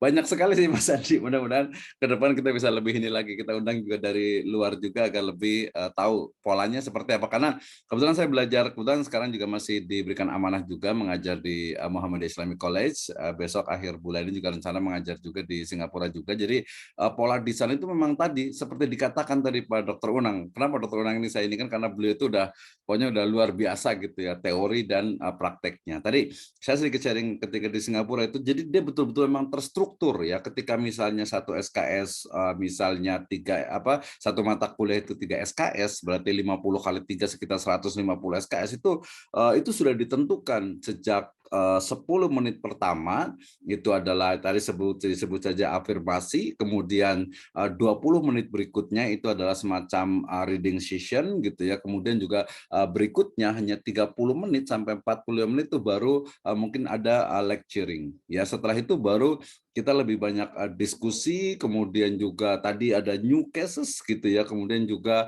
kontekstualisasi dan juga apa yang Anda pahami. Nah, feedback-nya itu bisa langsung. Bahkan tadi penggunaan media dengan beberapa multi approach itu ya memang sebuah keniscayaan gitu ya. Ketika saya mengajarkan misalnya ayat-ayat pendidikan, ya bukan lagi bicara tentang hanya tekstual tetapi juga kontekstual. Bahkan kemarin ketika saya mengajarkan tentang ayat tentang hadis pendidikan, ya tentang hadisnya Abdullah bin Abbas itu ya, ihfadillah yahfadka, ihfadillah tajidhu tujahaka, idza sa'alta fas'alillah wa idza sta'anta fasta'in billah. Coba Anda bayangkan ya, membuat game online, ya membuat game dengan berbasis hadis ini. Why not? Saya bilang itu. Kenapa tidak gitu. Jadi tadi banyak sekali hal yang mungkin kita bisa jadikan stimulus untuk mahasiswa. Tadi sepakat sekali untuk student center learning gitu ya. Jadi pokoknya luar biasa sekali materi dari Pak Dr. Unang ini. Saya sangat teruja sekali ini. Baik, silakan Mas Andi. Mungkin ada yang mau bertanya. Tadi ada pertanyaan yang di ininya. Silakan. Baik. Ada pertanyaan yang masuk. Ini ada beberapa. Saya mau dari yang paling atas ya. Yang pertama adalah dari Pak Ahmad Berhimin. Beliau bertanya kepada Dr. Unang. Yang terhormat Dr. Unang Wahidin, yang pertama, bagaimana tips agar dalam menjalani profesi menjadi dosen agar bisa disenangi mahasiswa dan tidak menjadikan momok jadi dosen yang kurang bagus. Oke, jadi menjadi dosen yang disukai mahasiswa ya. Satu sisi materi tersampaikan dengan baik, tapi juga dosen tetap disukai mahasiswa. Satu-satu mungkin ya Pak Dr. Unang ya. Ya, terima kasih Pak Gimana Andi Dr. Unang? dan Pak Ahmad Berhimin ya. Terima kasih atas pertanyaannya. Ini memang kita sebagai dosen itu harus kita mengetahui bahwa mahasiswa kita datang ke kampus, kuliah di kampus kita, dia datang masuk ke kelas kita, itu adalah apa yang menjadi daya dorong mereka adalah adanya kebutuhan. Kebutuhan apa? Kebutuhan akan pendidikan. Nah, maka dalam hal ini kita memiliki kewajiban untuk memenuhi kebutuhan mahasiswa kita itu dalam hal pendidikan. Kan kalau kita kuliti itu, kenapa itu mahasiswa mau gitu kan? Pertama datang ke kampus, masuk ke kelas, mendengarkan apa yang disampaikan oleh dosen, duduk, bayar, ditanya, diuji, gitu kan? Apa sih yang melatar belakangi sehingga mereka itu kok mau begitu gitu kan? Seperti kita dulu-dulu gitu kan? Itu karena terdorong adanya kebutuhan. Maka ketika itu dosen harus memenuhi kebutuhan itu. Apabila kebutuhan yang dirasakan oleh mahasiswa tidak terpenuhi dengan berbagai alasan karena dosennya bla bla bla bla, maka tentu mahasiswa akan kecewa. Nah, sehingga dalam hal ini kita harus berusaha memenuhi kebutuhan mahasiswa itu agar tadi mahasiswa juga memiliki motivasi dan semangat dan merasakan betul kebermanfaatan dia mengikuti perkuliahan itu. Dan juga di sisi lain, di dalam prosesnya pembelajaran, saya tambahkan izin share screen ya, Pak Andi dan Pak Wisnu. Sedikit nih. Silakan. Banyak juga nggak apa-apa, Pak Dokter. Dan di dalam proses pembelajaran, ada beberapa hal yang harus kita perhatikan juga. Ini adalah variasi mengajar. Ya, variasi mengajar. Nah, kita ibaratkan, kalau kita pagi hari makan tempe, ya, siang makan nasi menunya tempe, sore makan nasi menunya tempe, bosan tidak? Pasti bosan, ya, tempe lagi. Tapi bagaimana kalau tempe itu kita olah menunya adalah berbeda-beda? Pagi makan nasi bersama goreng tempe, siang makan nasi tempe bacem, sore makan nasi dengan tempe mendoan, misalkan gitu ya. Variasi. Nah, sehingga kebosanan itu akan hilang. Maka di dalam proses pembelajaran juga ada variasi mengajar. Yang pertama saya sampaikan, komponen-komponen variasi di dalam proses pembelajaran itu adalah variasi gaya mengajar. Agar tidak bosan mahasiswa kita belajar dengan kita. Yang pertama variasi suara. Nah, jadi dalam suara ini harus jelas intonasinya, nadanya, volumenya, kecepatannya.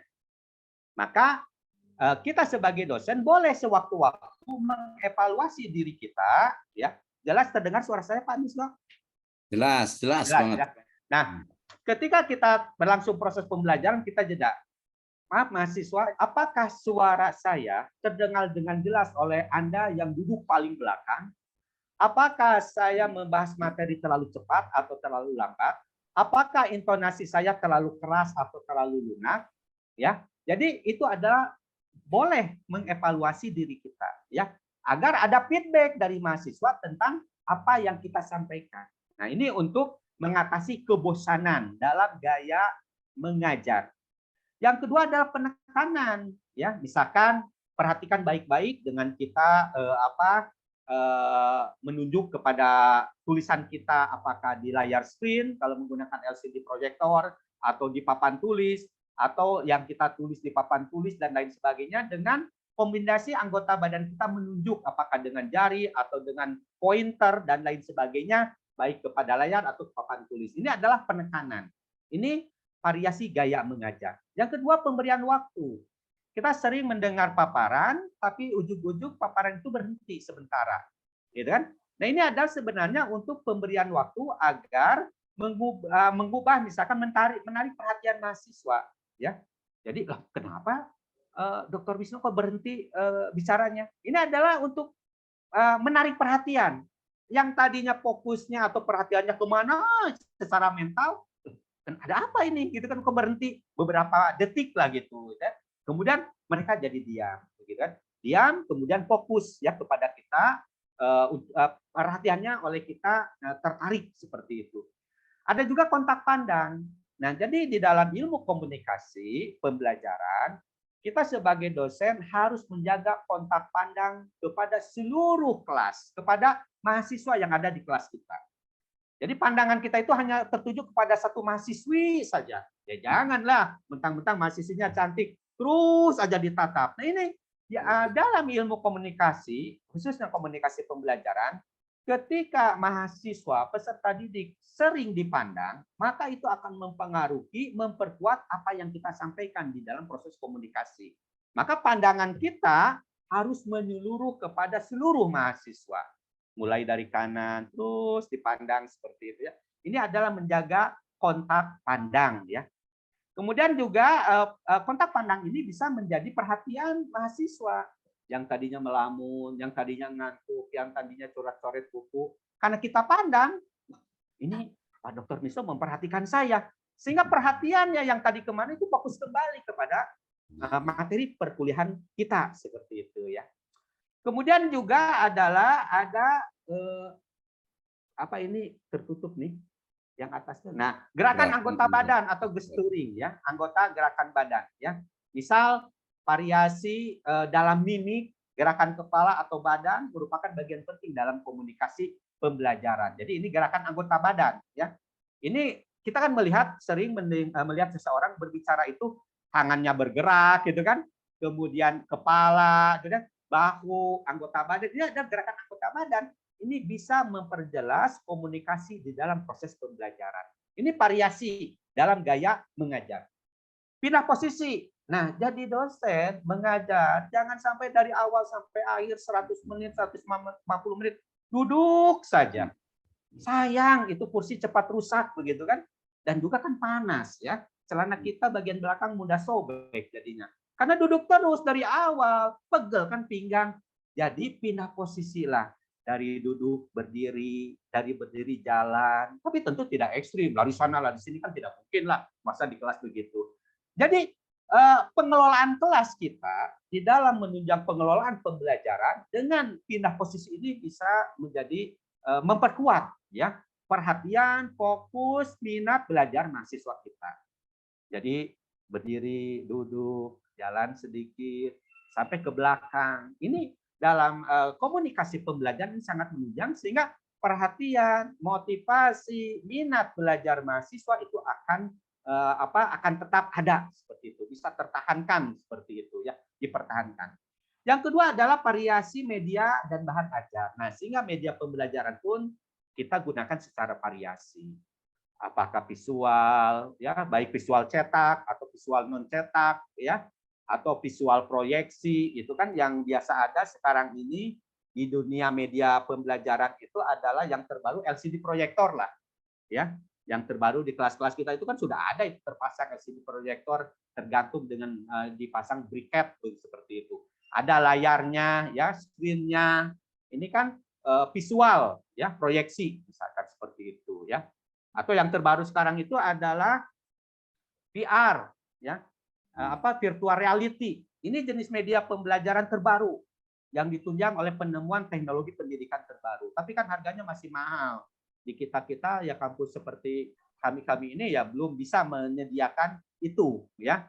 Misalkan di dalam hal ini adalah media visual, media audio yang hanya kalau visual kan mengandalkan indera penglihatan, audio mengandalkan indera pendengaran atau audio visual bisa dilihat dan bisa didengar. Ini dalam rangka memperkuat, ya, minat mahasiswa dan perhatian mahasiswa serta motivasi belajar, ya, sehingga meningkatkan kemampuan belajar. Itu variasi dan bahan ajar. Kemudian juga ada variasi interaksi komunikasi pembelajaran. Jadi di dalam proses pembelajaran itu harus dilakukan variasi komunikasi pembelajaran. Nah, ini variasi komunikasi pembelajaran ini berkaitan dengan metode pembelajarannya. Variasi komunikasi pembelajaran hanya satu arah dari dosen kepada mahasiswa, pasti ini menggunakan hanya metode ceramah. Karena dari dosen kepada mahasiswa. Kemudian tanya jawab. Nah, ini adalah arah komunikasi dua arah. Dari dosen kepada mahasiswa, dari mahasiswa kepada dosen, dua arah. Tapi yang paling bagus adalah variasi interaksi komunikasi pembelajaran banyak arah. Ketika kita mengevaluasi hasil pembelajaran hari itu dengan evaluasi atau penilaian secara lisan, kemudian mahasiswa menjawab, maka tidak langsung oleh kita dijawab benar. Maka dilemparkan kepada mahasiswa yang lain. Atau ketika mahasiswa bertanya kepada kita, tidak langsung oleh kita jawab, ya. Tapi bagaimana meminta tanggapan dari mahasiswa yang lain. Nah, ini adalah variasi interaksi komunikasi dalam pembelajaran, ya, seperti itu. Tentang ini ada di materi saya di artikel Jurnal Ilmiah Edukasi Islami ini tahun 2015 kalau tidak salah atau 2016 yang saya publish hasil penelitian disertasi, yaitu komunikasi pembelajaran. Ini begitu banyak variasi komunikasi di dalam proses pembelajaran. Maka yang optimal adalah gunakanlah variasi komunikasi pembelajaran banyak arah, begitu ya. Nah, sehingga semua mahasiswa terlibat di dalam proses pembelajaran, sehingga mahasiswa tidak pasif, gitu kan, tapi juga aktif seperti itu di dalam proses pembelajaran. Nah, sehingga di dalam variasi mengajar ini sangat diperlukan dalam proses belajar. Dan variasi mengajar yang tadi, baik gaya mengajar, media dan bahan ajar, serta interaksi komunikasi, mutlak dikuasai oleh dosen guna menggairahkan belajar mahasiswa dan yang relatif lama dalam suatu pertemuan di kelas. Nah, ini tambahannya atas jawaban yang tadi agar ya mahasiswa senang dengan kita melangsungkan proses pembelajaran, ya, sehingga tujuan pembelajaran, sehingga kebutuhan mahasiswa akan ilmu pengetahuan itu oleh kita bisa terpenuhi. Sementara itu, Pak, saya kembalikan kepada Pak Irfan. Ya, silakan. Ya, mangga, silakan. Silakan Mas Andi. Mas Andi. Oke, nanti silakan Mas Andi. Baik, yang kedua adalah pertanyaan mengenai literasi. Nah, ini saya juga berkenaan ini ya. Bagaimana menemukan minat literasi di kalangan mahasiswa? Iya. Mungkin juga dosen boleh juga ya. Bagaimana minat literasi untuk dosen juga nih? Iya. Bagaimana? Langsung dijawab Pak Andi? Jawab silakan Pak Dokter. Langsung Pak Dokter. Ya, mungkin biar lihat. Baik. Sebenarnya literasi untuk mahasiswa itu sebenarnya kita sudah lama mungkin melaksanakannya. Dengan adanya penugasan misalkan penyusunan makalah gitu kan. Untuk mahasiswa, kemudian hasil makalah itu dipresentasikan di dalam kelas. Tentu dalam menyusun makalah itu di sana ada proses literasi, artinya mencari referensi. Tapi baru sebatas itu. Nah, Begini, ada hal baru yang juga menurut saya bisa meningkatkan literasi mahasiswa adalah sewaktu-waktu. Langsungkanlah proses pembelajaran dosen dan mahasiswa itu bukan di ruangan kelas kuliah, tapi langsungkanlah di perpustakaan. Begitu. Nah, ini masih jarang kita lakukan. Di UI, saya berdialog dengan Ketua Prodi Program Sarjana Strategik, ya, Dokter siapa namanya? Salah satu yang dilakukan di sini, kata dokter itu, ya, Ketua Prodi apa itu strategik apa gitulah, hubungan strategik atau apa, pasca sarjana di UI ya. Kalau kami katanya Pak Unang sewaktu-waktu itu membawa mahasiswa S3 itu ke perpustakaan. Ya. Jadi perkuliahan itu kita langsungkan di perpustakaan. Ya. Dengan adanya misalkan dengan model pendekatan pemecahan masalah gitu kan. Maka mahasiswa dipaksa untuk mencari referensi yang ada di perpustakaan.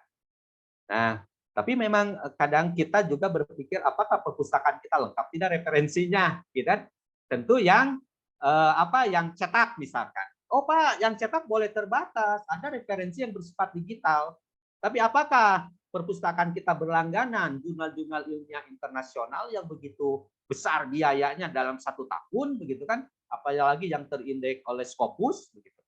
Dan apakah medianya berupa komputer yang bisa digunakan oleh mahasiswa memadai dan ada, begitu kan? Seperti itu. Memang ada beberapa keterbatasan tadi di perguruan tinggi kita yang swasta, begitu. Beda kalau di negeri mungkin itu terfasilitasi. Begitu. Tapi tadi agar meningkatkan literasi di kalangan mahasiswa, selain apa yang sudah kita lakukan selama ini adalah kita mencoba atau kita laksanakan melangsungkan perkuliahan, ya sesi kuliah itu adalah di perpustakaan.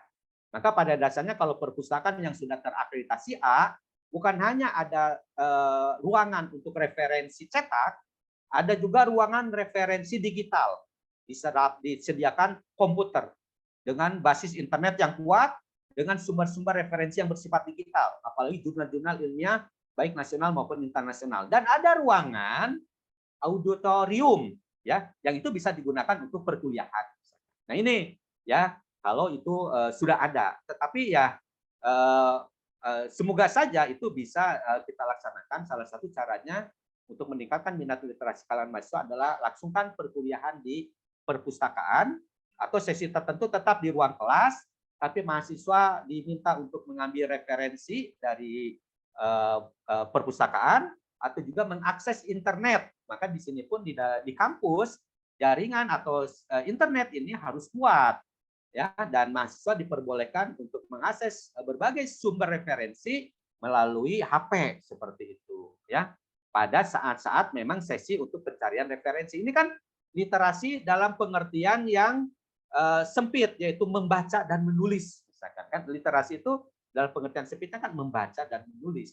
Tapi kalau literasi yang lebih luas lagi, ya tentu perlu strategi yang lain ya seperti itu. Mungkin itu yang bisa saya sampaikan. Baik, jadi kata kuncinya juga ini ya. Saya melihat ada keteladanan ya. Dosennya juga harus literasinya harus bagus. Betul, Pak. Baru Sepakat, Pak. mengajak minimal adalah secara eksternal diajak situasi membaca atau berliterasinya mendukung. Tadi tipsnya adalah ke perpustakaan misalnya. Baik, lanjut. Pertanyaan berikutnya adalah ini, Dokter. Bu Erna bertanya, bagaimana dengan keterbatasan waktu mengajar di kelas non-reguler? Jadi mungkin ada pasca yang eksekutif gitu misalnya ya, yang atau kelas S1 yang ekstensi, yang waktunya memang terbatas. Ya, memang untuk kelas ekstensi itu kan waktu sangat terbatas ya, tetapi bagaimana kita sebagai dosen melayani kebutuhan akan pembelajaran itu kepada mahasiswa ya. Nah, tentu kan misalkan 100 menit atau 2 SKS, 150 menit 3 SKS ya, mungkin di kelas hanya di 150 menit 3 SKS hanya digunakan 100 menit di dalam kelas, 50 menitnya 1 SKS-nya ditugaskan berupa penugasan misalkan. Ini pun masuk dalam proses pembelajaran. Jadi memang untuk kelas ekstensi itu ada keterbatasan karena waktu dan juga dipadatkan dalam 1 hari seperti itu. Maka pembelajaran itu tugas kita sebagai dosen bukan 3 SKS bisa jadi bukan hanya 150 menit ada di kelas, tapi kita gunakan 100 menit di dalam kelas, 50 menit di luar kelas 1 SKS. Tadinya bisa untuk digunakan untuk penugasan, untuk observasi bersama-sama atau kunjungan dan lain sebagainya. Jadi tidak harus selalu ada di kelas begitu ya. Jadi ini untuk mengantisipasi kekurangan pertemuan pada kelas ekstensi seperti itu. Nah, kaitan dengan waktunya tentu ada kesepakatan kan, ada aturan ya, yang aturan main bagaimana mahasiswa mengontak dosen pukul berapa, apa yang harus dikatakan ya. Kedekatan dosen dengan mahasiswa memang harus familiar gitu kan, bergaul, berkomunikasi, tapi batas-batasnya kan harus jelas juga gitu kan. Bahkan kalau ada saya lihat di beberapa perguruan tinggi keislaman, itu dosen itu dicium tangan gitu oleh mahasiswa-mahasiswi gitu kan. Nah, kadang dosen juga ada keterlaluannya, cium tangannya bolak-balik gitu ya. Yang sebaliknya lagi bolak-balik, cium tangan bolak-balik, itu kan budaya kesantrian gitu ya, di pondok pesantren. Tapi bagaimana dengan kemahasiswaan? Ya, tentu itu kita sebagai dosen yang beragama Islam, batasan-batasan mahram bukan mahram gitu kan. Bimbingan dengan mahasiswi seperti apa, ya, jangan ikhtilat. Ini pun perlu kita perhatikan. Saya yakin Dr. Abdul Wisnu lebih paham karena tingkat keagamaannya lebih daripada saya, gitu kan.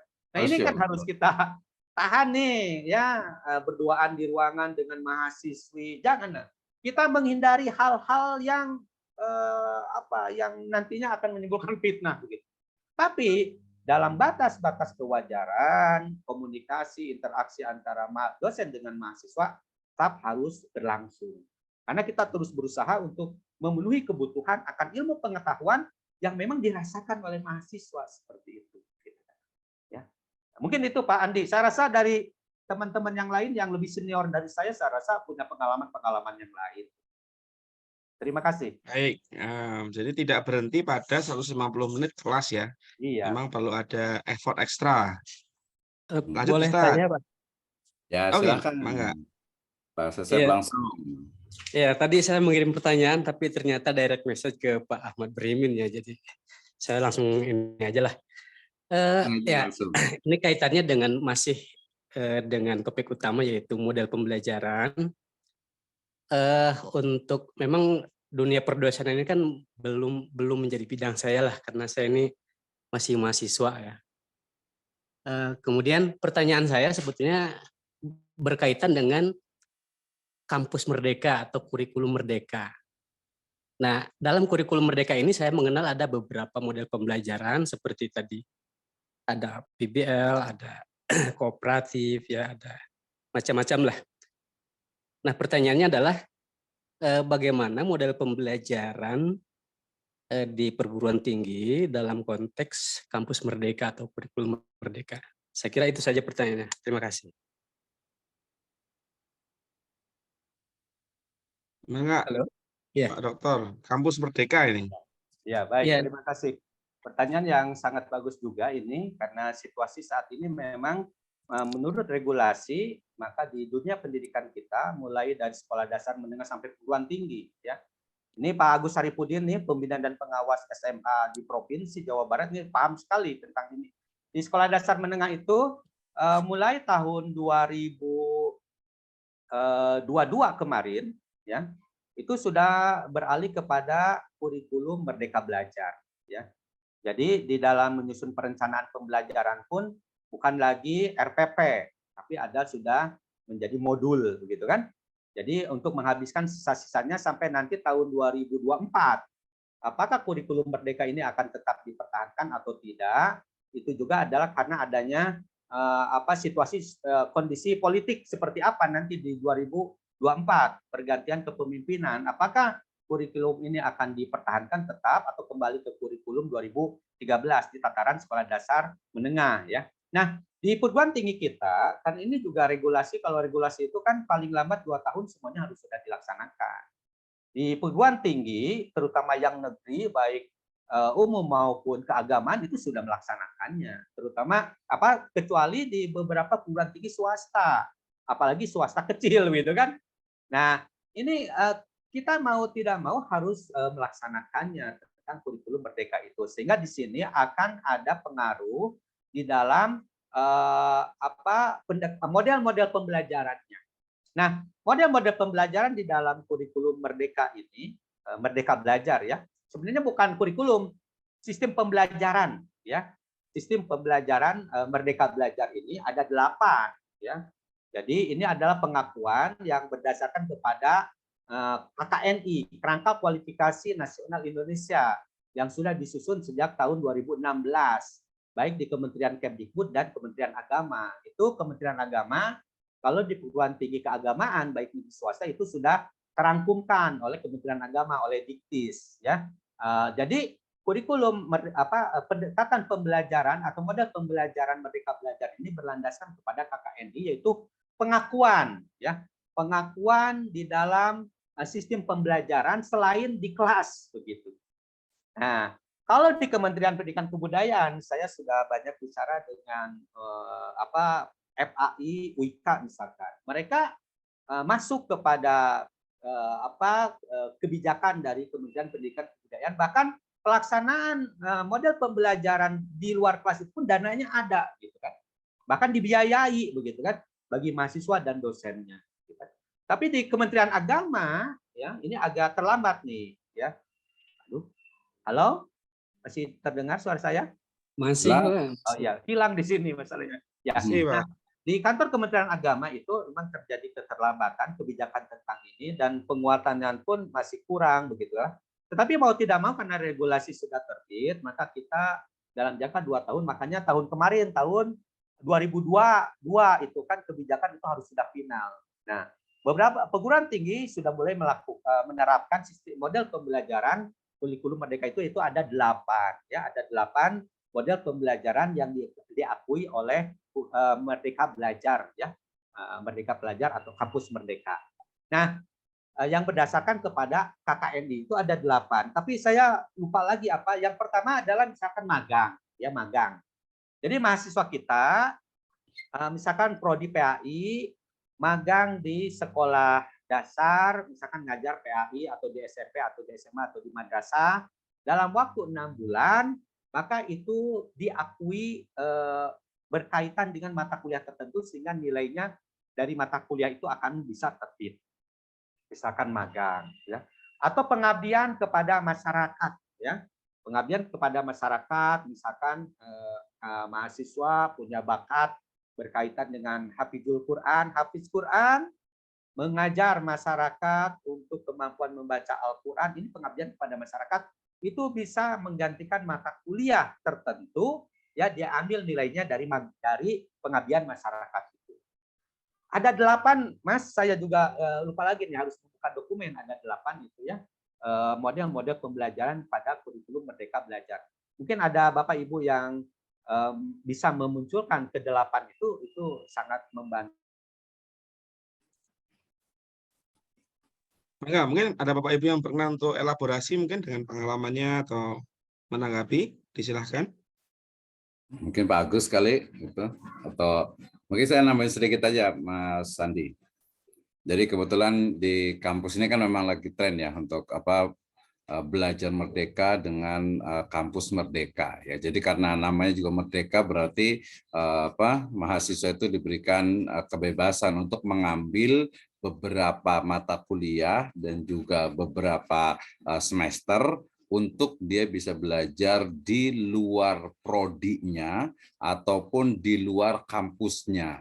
Nah, ini tadi kalau Pak Dr. Unang mengatakan kalau yang swasta itu memang agak sedikit susah itu, swasta apalagi kecil gitu ya. Jadi program Kampus Merdeka dengan Merdeka Belajar itu biasa terkait dengan optimalisasi dari interest dan juga kemampuan mahasiswa di interest itu kemana. Misalnya nih di satu perguruan tinggi misalnya dia prodinya itu sebenarnya adalah pendidikan atau pendidikan agama Islam gitu ya. Tapi kemudian karena dia punya interest misalnya di jauh nih di antropologi, maka dia bisa mengambil dari beberapa mata kuliah ya di prodi antropologi di kampusnya yang sama 1 semester atau beberapa mata kuliah, kemudian nanti dia juga bisa mengambil di kampus lain dengan prodi yang berbeda, sehingga sekarang trennya itu adalah kerjasama antar kampus. Jadi mahasiswa UI ya bisa belajar di UII, ya mahasiswa UII bisa belajar di UIII gitu ya. Jadi itu jadi ini jadi ada UI 3 itu kan. Nah, itu menjadi interest karena untuk memang memberikan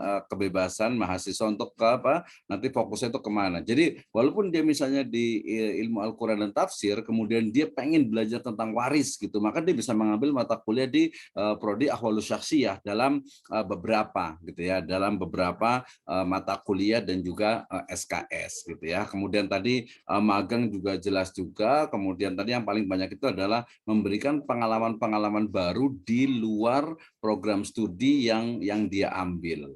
Itu Mas Andi ya, terkait dengan apa? Terkait dengan belajar merdeka. Jadi kalau menurut saya sih kalau kita perspektif Islam itu akan lebih luas lagi. Jadi sebenarnya sedikit problem tentang apakah spesialis atau generalis. Tapi spesialis di sini itu biasa sebenarnya memberikan input ya kepada mahasiswa, gede interestnya kemana. Walaupun kalau kita bisa bandingkan dengan Singapura misalnya, mereka itu sejak sekolah dasar di elementary school sampai ke menengah, mereka sudah terpola gitu. Anda itu bisa masuknya ya ke politeknik, Anda nggak bisa masuk ke university. Di university pun Anda hanya bisa masuk ke prodi-prodi tertentu karena memang sejak awal itu sudah terpola dan sistemnya itu sudah bagus gitu ya. Sehingga ya pro kontra dari apa kurikulum merdeka, dari model apa belajar merdeka sampai kampus merdeka, ya akhirnya sekarang kerjasama itu yang dilakukan untuk memberikan kesempatan kepada mahasiswa di satu prodi untuk bisa mengambil mata kuliah pilihan ya di prodi lain satu kampus dan juga di luar kampusnya. Nah, Pak Onang sudah lagi silakan mungkin bisa ditambahkan lagi nih. Ini pengalaman sedikit di kampus. Kalau saya lihat dari sisi Islamnya ya sebenarnya sudah dari dulu sih sebenarnya gitu. Mohon maaf tadi terlempar ini Pak. Ya, Pak Agus kayaknya mau berkomentar mungkin nih. Ya. Silahkan mungkin Pak Agus. Jadi tadi misalkan magang, pengabdian pada masyarakat, ya model pembelajarannya, pertukaran pelajar, pertukaran mahasiswa antar kampus. Ini tentu harus didasari oleh adanya MOU dan MOA kerjasama, ya. Misalkan itu kan dimulai sebenarnya di dalam kampus itu mulai semester 5.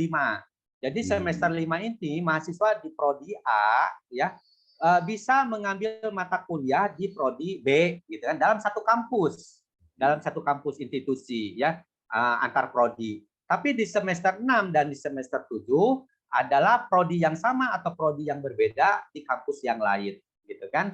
Berarti kan 2 semester di kampus yang lain. Nah, ini tentu harus diwadahi dengan kerjasama antar perguruan tinggi dulu begitu kan.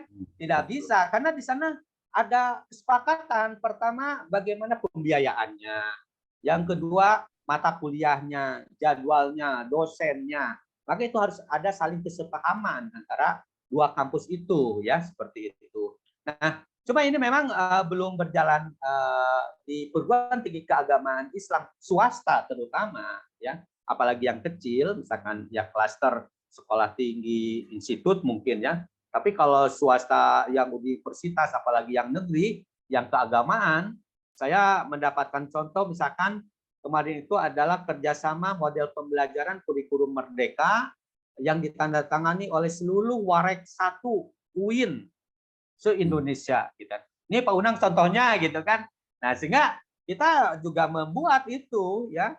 Misalkan untuk MPI, kalau di kami MPI itu dengan UNIDA, dengan Sirajul Fala. Jadi dalam prodi-prodi MPI saja seperti itu ya.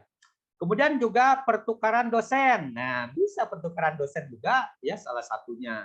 Jadi mahasiswa kita belajar dengan dosen yang lain. Itu sebenarnya ada 8, Pak, ya. Mungkin tadi oleh Pak Dr. Miso sudah disampaikan ada 8 model pembelajaran kurikulum merdeka.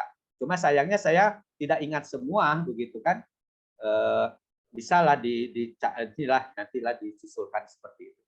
Sementara dari saya itu mangga dilanjut. Oke, Pak Agus kayaknya memberikan komentar. Silakan mungkin Pak Agus Syarifuddin mungkin bisa menambahkan. Silakan Pak Agus.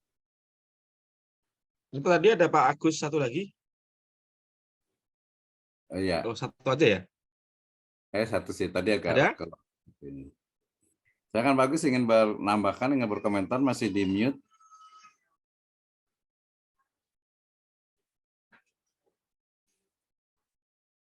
Di chat ada satu sih mungkin.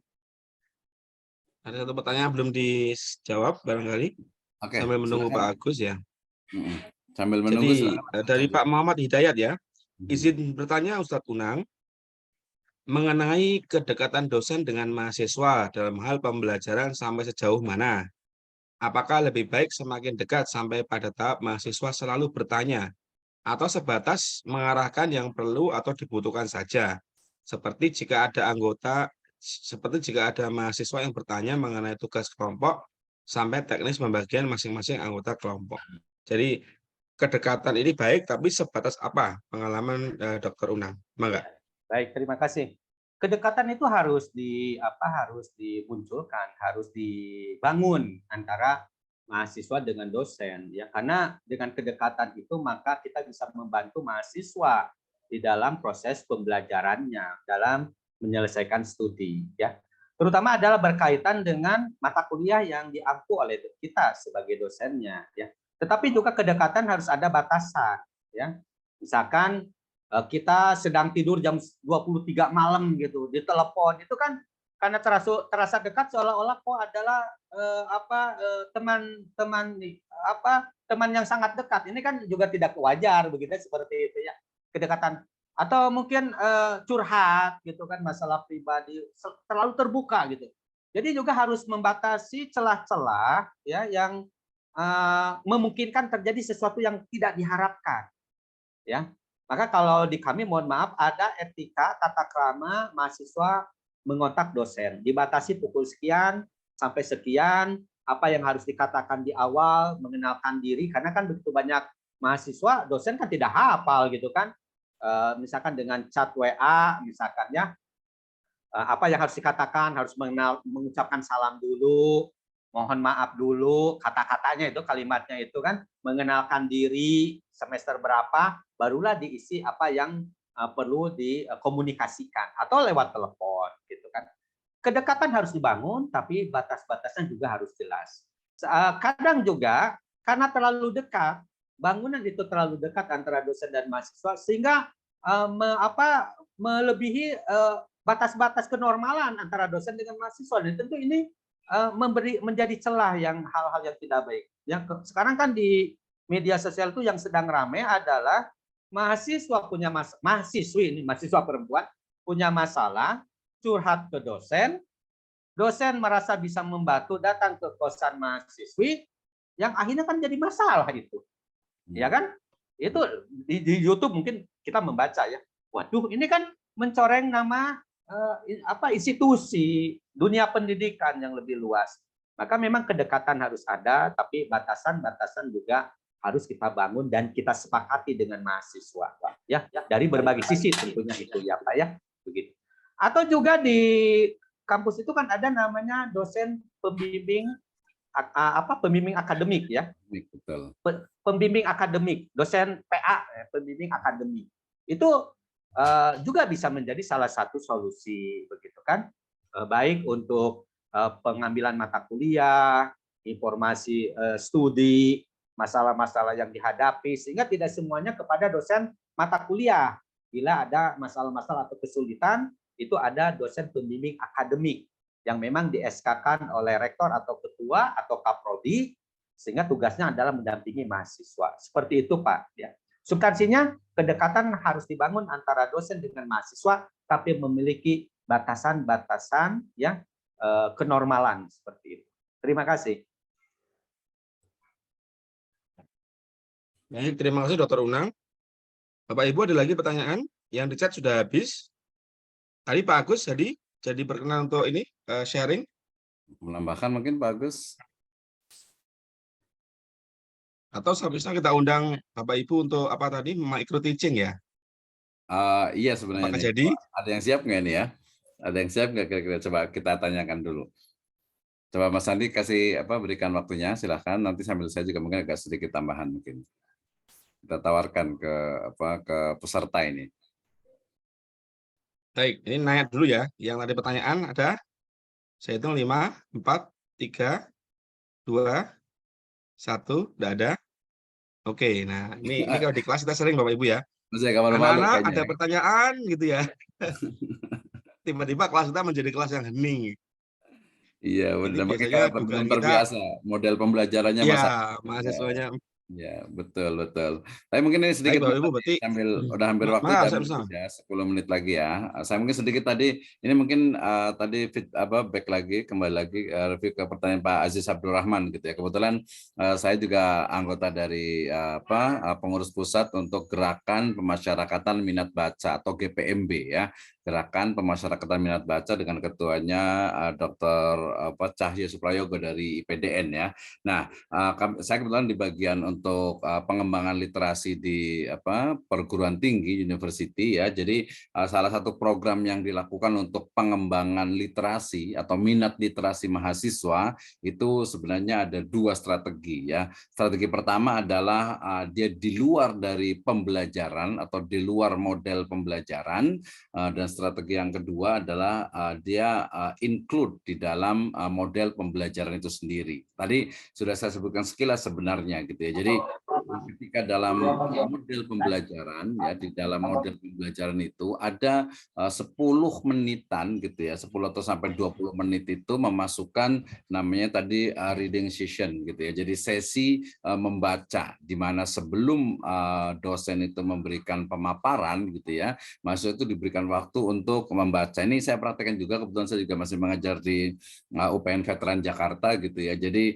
baik itu online ataupun offline. Kalau offline biasanya ya ketika mereka membawa handphone gitu ya, maka saya suruh buka handphonenya, kemudian silakan buka Google, buka moraref.com, buka portal Garuda, buka Akademia atau buka ResearchGate dan sebagainya untuk mencari referensi terkait dengan tema atau topik yang akan kita pelajari. Itu kalau yang di offline. Yang online juga kurang lebihnya sama. Jadi mereka diberikan waktu untuk membaca dan kemudian nanti kita akan minta di akhir sesi itu untuk memberikan semacam resume ataupun memberikan sumber dari referensinya. Ya, jadi dia masuk ke dalam tadi struktur dari model pembelajaran. Jadi ada mungkin pembagiannya itu 5 sampai 10 menit itu adalah tadi persepsi gitu ya. Jadi afirmasi, memberikan semacam motivasi awal, kemudian yang kedua itu langsung membaca. Ini tentu saja tidak terus-menerus gitu. Mungkin nanti bisa ada variasinya tadi itu. Jadi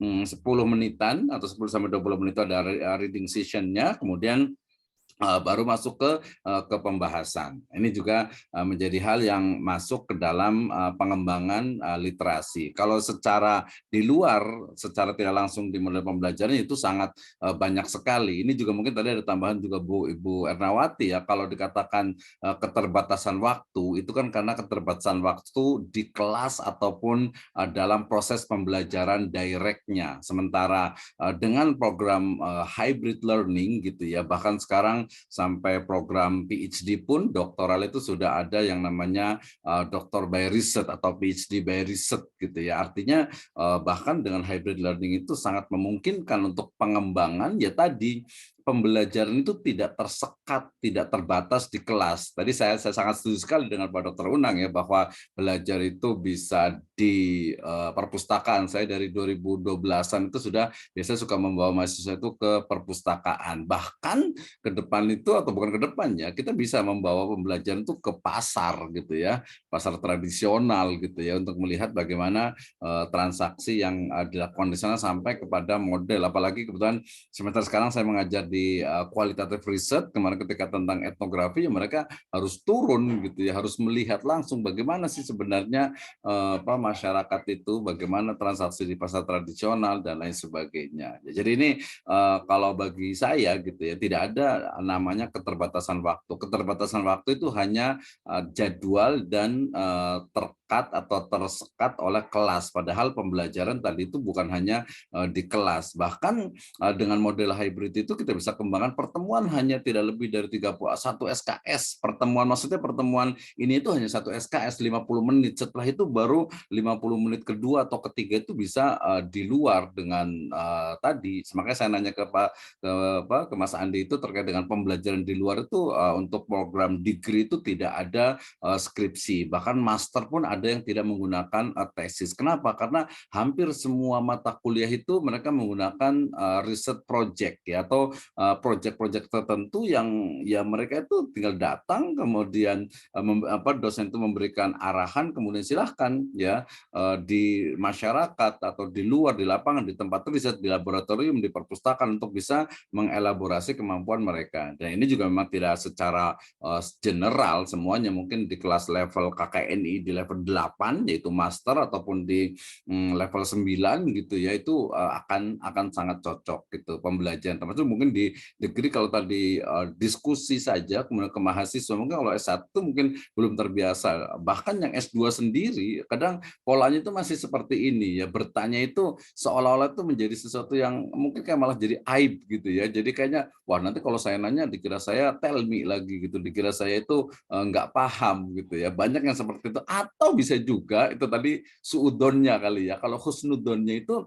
mereka itu belum mampu soft skill untuk komunikasi gitu ya, untuk menuangkan ide dan gagasannya itu belum terbiasa. Ini banyak sekali Mas Andi nih. Ya, jadi bagaimana kemampuan untuk mengungkapkan ide dan gagasan dalam bentuk pertanyaan gitu ya, atau mungkin pernyataan. Ini juga sangat tabu nih ketika mahasiswa itu mengkritik dosen gitu ya. Padahal banyak sekali dosen yang mungkin bukan tidak paham, tapi informasinya itu agak lambat ya. Informasi itu kan zaman sekarang itu dosen dengan mahasiswa itu, dosen itu terkadang hanya lebih pintar 1 jam dari mahasiswa gitu ya. Nah, artinya dosen yang mungkin tadi yang dengan teknologinya kurang, misalnya sekarang sudah ada ChatGPT misalnya, kemudian kritik untuk ChatGPT juga sangat mungkin sekali gitu ya. Jadi mungkin kalau uswah hasanahnya Pak Dr. Unang ini walaupun sudah profesional sejak 2000, saya ingat itu kenalnya itu 2007 2006 gitu, tapi tetap low profile, humble gitu. Saya belum profesional, padahal sudah terbukti legal formal dari negara, yaitu pembuktian gitu ya. Nah, ini jadi untuk teman-teman semuanya, Ibu dan Bapak sekalian yang ingin jadi dosen, ya betul, karena kita adalah Islamic lecturer, Muslim lecturer, dosen yang Islami, maka ya humble, kemudian tidak merasa tinggi, tidak merasa bahwa kita paling pintar, karena memang proses belajarnya itu yang dilakukan terus-menerus. Jadi banyak Mas, bagus nih, udah terakhir tinggal 5 menit. Terima kasih, itu dari saya terakhir. Terima kasih Dr. Wisno, terima kasih Dr. Unang.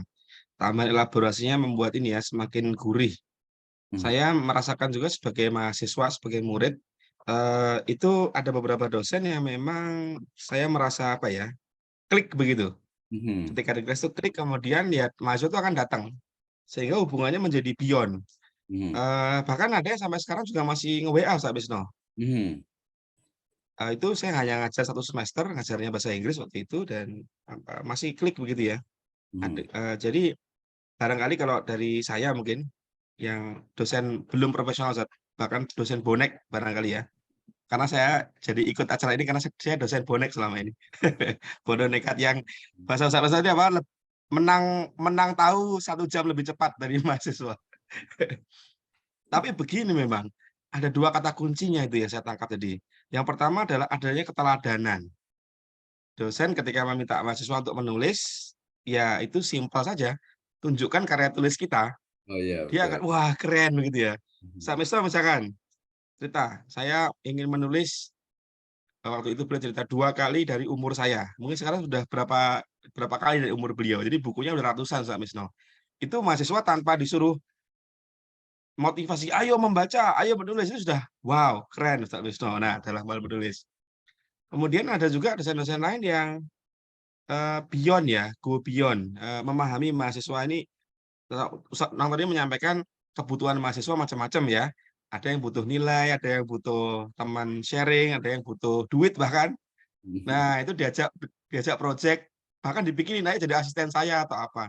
Rasanya ada 2 tadi. Pertama keteladanan, yang kedua adalah genuine, Ustaz.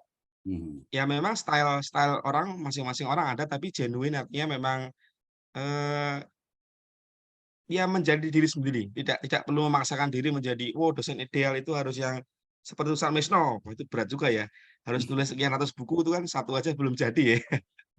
Tapi yang penting tiap orang unik, kita unik, mahasiswa unik, dan selama nawaitunya benar, kemudian kitanya tulus menjadi dosen, itu akan ada hal-hal keberkahan beyond SOP ya. datang pagi, pulang sore, kemudian ada nilai, tapi ada persahabatan di sana, ada juga keteladanan di sana, ada ilmu terutama yang paling penting, karena ilmu ini punyanya Allah. Nah, ini proses interaksi dalam kelas ini menjadi satu hal yang menarik dan berpahala gitu. Jadi nyambunginnya ke sana itu. Itu barangkali dari dosen nekat dan sekaligus mahasiswa Ustadz Misno dan Ustadz Unang. Kasih closing Baik, Bapak remark Ibu sebelum dari diakhiri Pak barangkali. Dr. Unang ya. Kasih closing statement, closing remark Pak Dr. Unang. Siap. Ya, Maka Dr. baik. Unang untuk memberikan closing statement. Baik, terima kasih. Jadi untuk menjadi dosen profesional, maka kita teruslah belajar. Belajar baik dari sumber belajar dari buku, karya tulis ilmiah, bahkan kita terus belajar pada dosen senior kita. Karena pada dasarnya profesional itu bukan tujuan, tapi adalah proses. Terus semangat belajar. Terima kasih. Luar biasa. Simpel dan mengena ya.